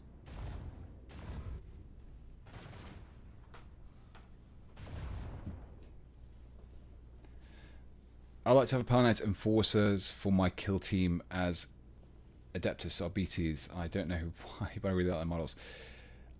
To be honest, the models are pretty cool. The only thing is they're a little bit like of a slightly different scale, which is strange. What's going on here? Can we do the? Oh yeah, we can. Okay, let's do that. Before we move out the way. Whee! That's one ship gone. So I'm going to try and move this way, and I want to kind of start turning around. So if I go to, what have I got? Prow weapons. Okay, void ship run. That's cool. Let's start turning around, and then I should. Maybe not this turn, but at least by the next turn be in range.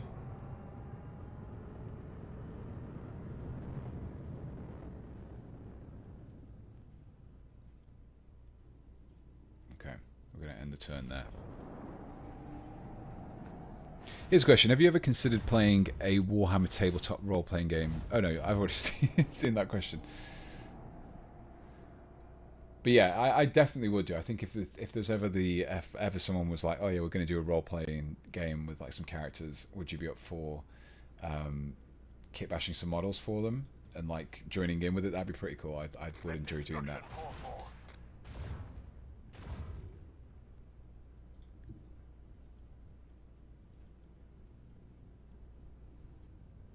The turning circle on this thing is atrocious. There's nothing I can do.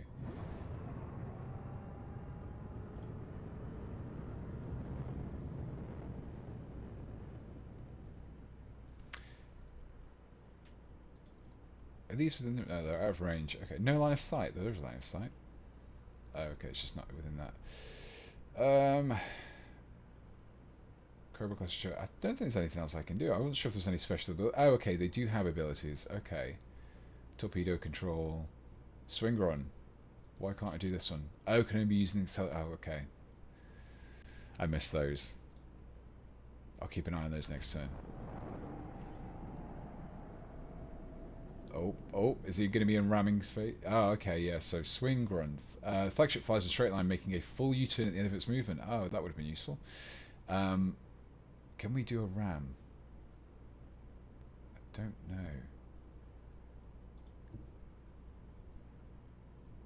Yeah, that's ramming.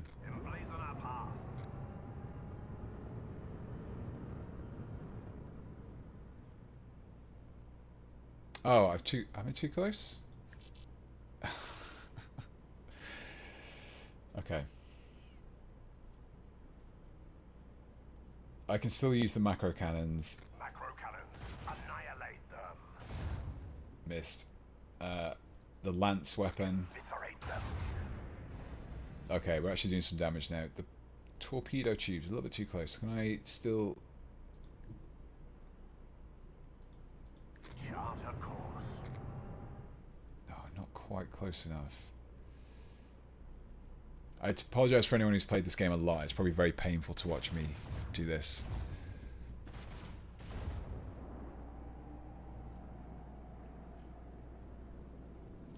The gameplay looks so boring, but to be fair, this is only part of the game. It's not the entire game. This is just like almost like a mini game within the game.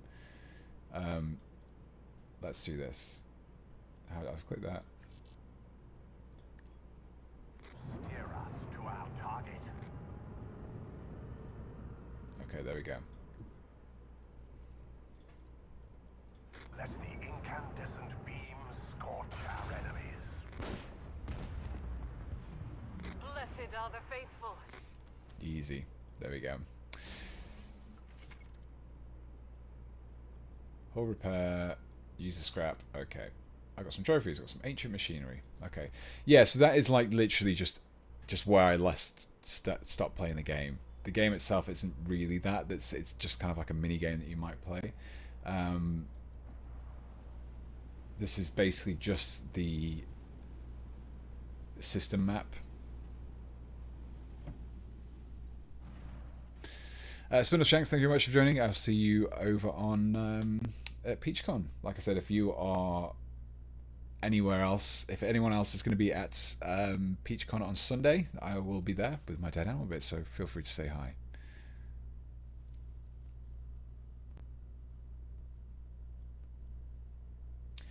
So, hi Factotum Unus Danrock. Your lordship, something sinister is unfolding among the survivors from Rakad Manoris. There have already been several cases of evacuated refugees being found either dead or dying. All of them have been blinded using various means. I fear there is a reason to believe that there were agents of the cult among the people who came aboard. This is Argenta, the sister battle. I knew the anathema would not fully release its hold on those doleful souls just yet. Then let us march and drive it away. The serfs and planetary wardens were assigned to 2 auxiliary lower decks. The commoners are riled up and frightened by the calamity, so to keep their senselessness in check, we only assign those of sound mind to work and pump sedative gas through the ventilation to the compartments holding the rest. Yeah, we just gas them. That's what we do to keep everything nice and calm. And if you can work, you can work. If not, we're just going to gas you and keep you nice and okay.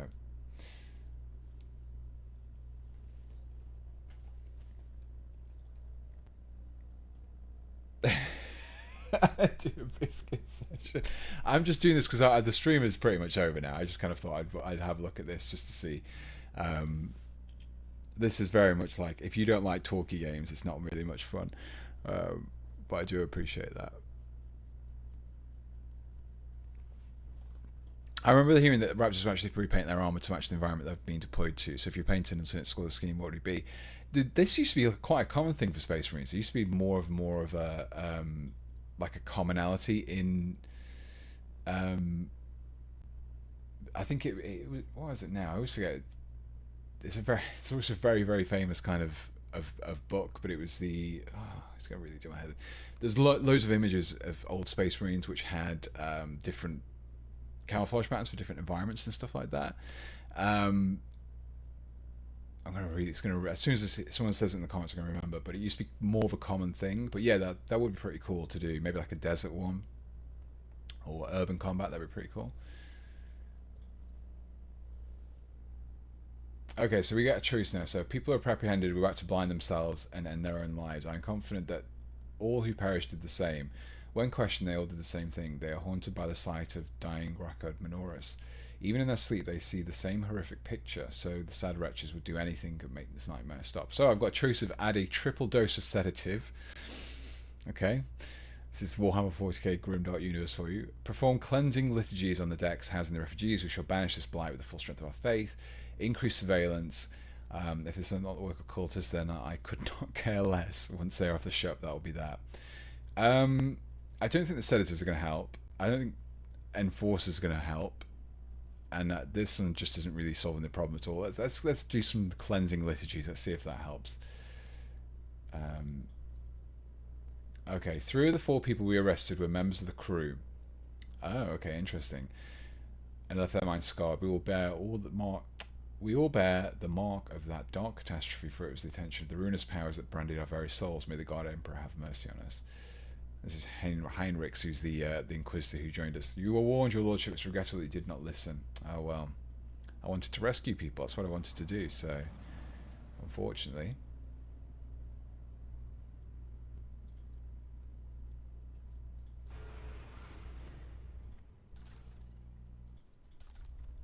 Let's get some more people in these. I need a Master of Etherics. What's this do here? She's got... Oh, there's 2 people I've got high. There we go.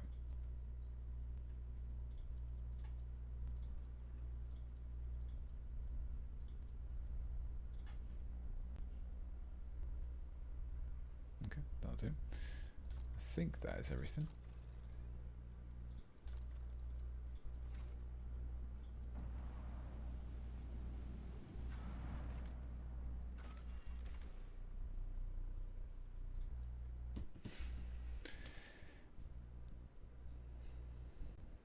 Currently doing some Deathwing. What kits would you recommend to give some extra variation to them? The old Deathwing Terminator kit can only go so far, and the upgrade kit is so repetitive. Good night, Patrick. Have a good evening. Thank you very much for joining. I'm probably just going to play this myself after, like, off stream now, just because it's I think it's one of those games where if you're not really if you're still learning, it's probably not super interesting to watch. But yeah, yeah. Thank you very much for everyone who has joined the stream today. I appreciate you joining me. We're gonna have a quick look at this model again before we go. Little Grey Knight librarian there. So yeah, thank you very much. We had quite a straightforward kit bashing session, which is always quite nice. As always, if you have any ideas for what we can do in the future streams, then do let me know, be it new kit bashing ideas, maybe something else. Yeah. Thank you very much, everyone. I'll see you on next Wednesday, where we have the stream. Again, if you are at PeachCon on Sunday, I think the tickets are still available, I believe. But if you are, then come over and say hi. I have my Dead Animal Bits. And speaking of Dead Animal Bits, sparepartsemporium.com for your Dead Animal Bits needs. So thank you very much, everyone. I shall see you next Wednesday. Thank you very much for joining me. I'll see you next time. Bye.